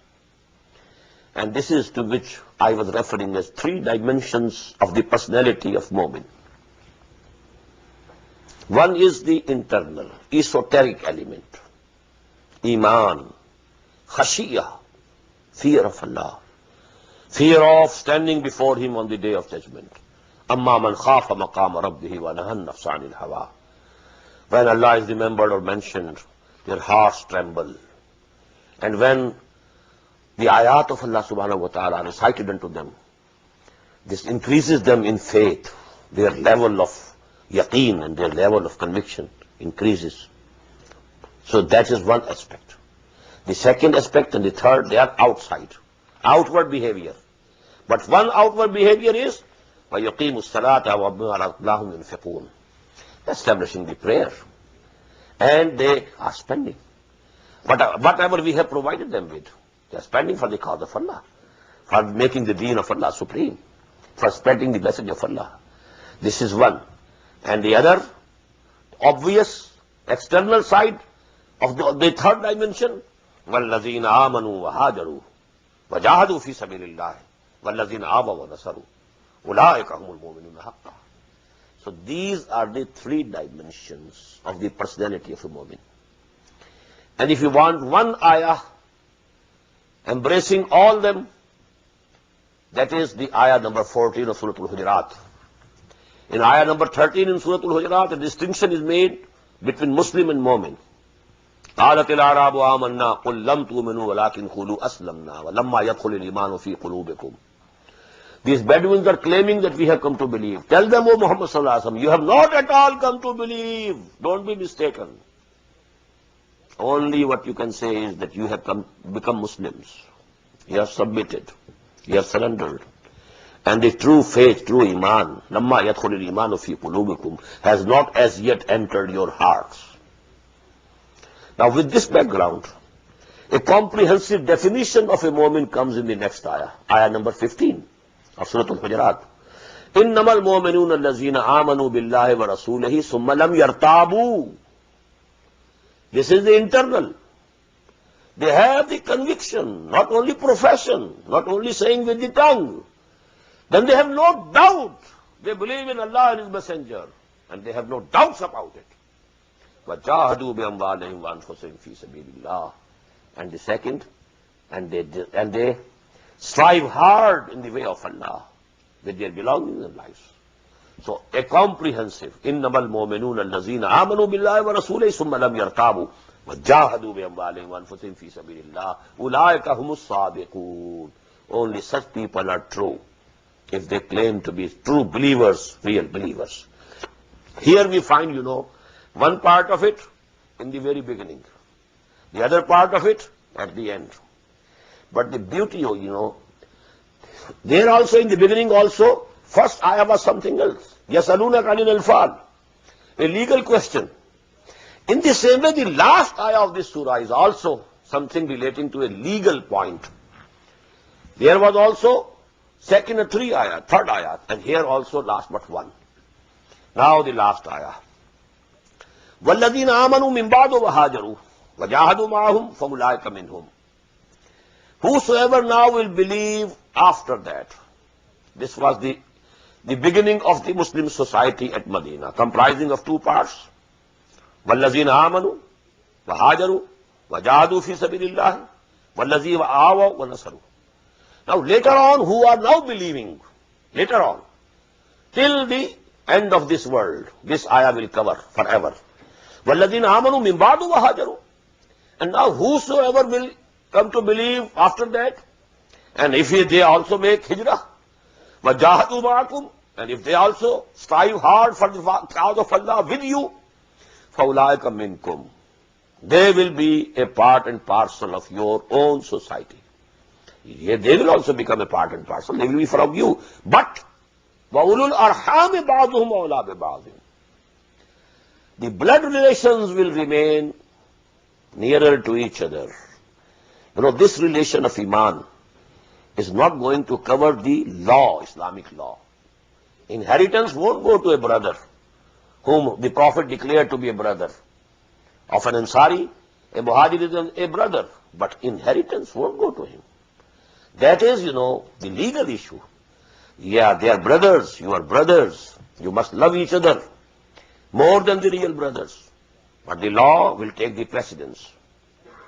And وَأُولُو الْأَرْحَامِ بَعْضُكُمْ أَوْلَىٰ بِبَعْضٍ فِي كِتَابِ اللَّهِ. And this word kitab usually comes in Quran for the legal structure of Islam. Kutiba alaykum, kutiba alaykum. Kitaban, hatta yablugha al-kitabu ajalah. So all these words, in different places, kitab mostly refers to the legal teachings of Quran. As regards the legal structure, ulul arham ba'dhum awla bi ba'dhin. Now these relatives, they are closer to each other. These blood relations, the womb relation of the wombs of the mothers. You are brothers because you were born of the same mother. But you are brothers because you are also Muslim, he is also Muslim. You are a Muhajir and he is an Ansari. But this brothership is something else. That brothership is something else. وَأُولُو الْأَرْحَامِ أَوْلَىٰ بَعْضُهُمْ أَوْلَىٰ بِبَعْضٍ فِي كِتَابِ اللَّهِ إِنَّ اللَّهَ بِكُلِّ شَيْءٍ عَلِيمٌ. Verily Allah knows everything. He is aware of everything. Here this surah ends. Now let me give you, in the few minutes that are left, some basic things about Surah At-Tawbah. Surah At-Tawbah, as I told you in the beginning, when I was giving you the introductory remarks about Surah Al-Anfal, this Surah Al-Mubarakah is the last, at least, of the long Madani surahs. There are smaller Madani surahs. For example, we shall find 10 of them, starting from Surah Al-Hadid to Surah Al-Tahrim. There are 10 surahs, Madani surahs, but they are small. 2 sections, 3 sections, only one has 4 sections. The long surahs, Al-Baqarah, Al-Imran, Al-Nisa, Al-Ma'idah, Al-Anfal also, because 10 sections. Then we have Surah An-Nur. There's also somewhat, 9 sections perhaps. And again, Surah Al-Ahzab. But the last to be revealed among these large Madani surahs is Surah At-Tawbah. But the difficulty that most of the translators have faced, and some of the interpreters and the Mufassirin of our time, they are mistaken.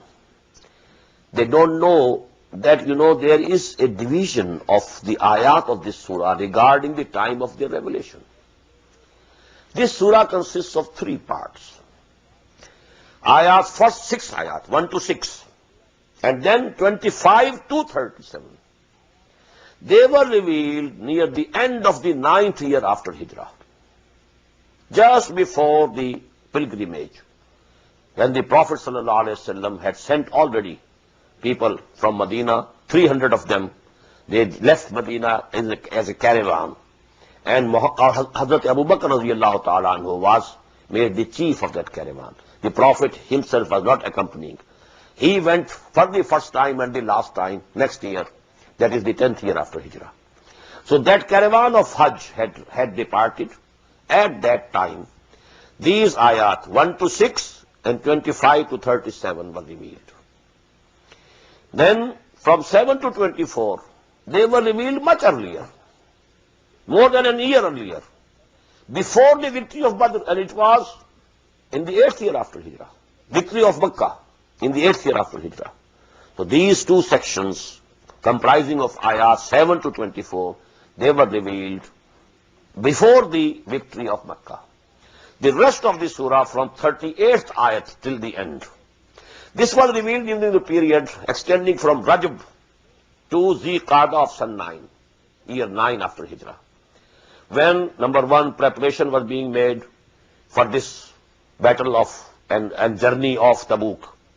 Then the journey towards Tabuk, then the stay at Tabuk, then the coming back from Tabuk to Medina, and some ayat after arrival in Medina. This is a long period, a few months, from Rajab to Zi-Qada. And that is, the time of revelation of ayat number 38 to the end of the surah. So I wanted to give you this analysis only, and tomorrow, inshallah, we shall study the surah At-Tawbah.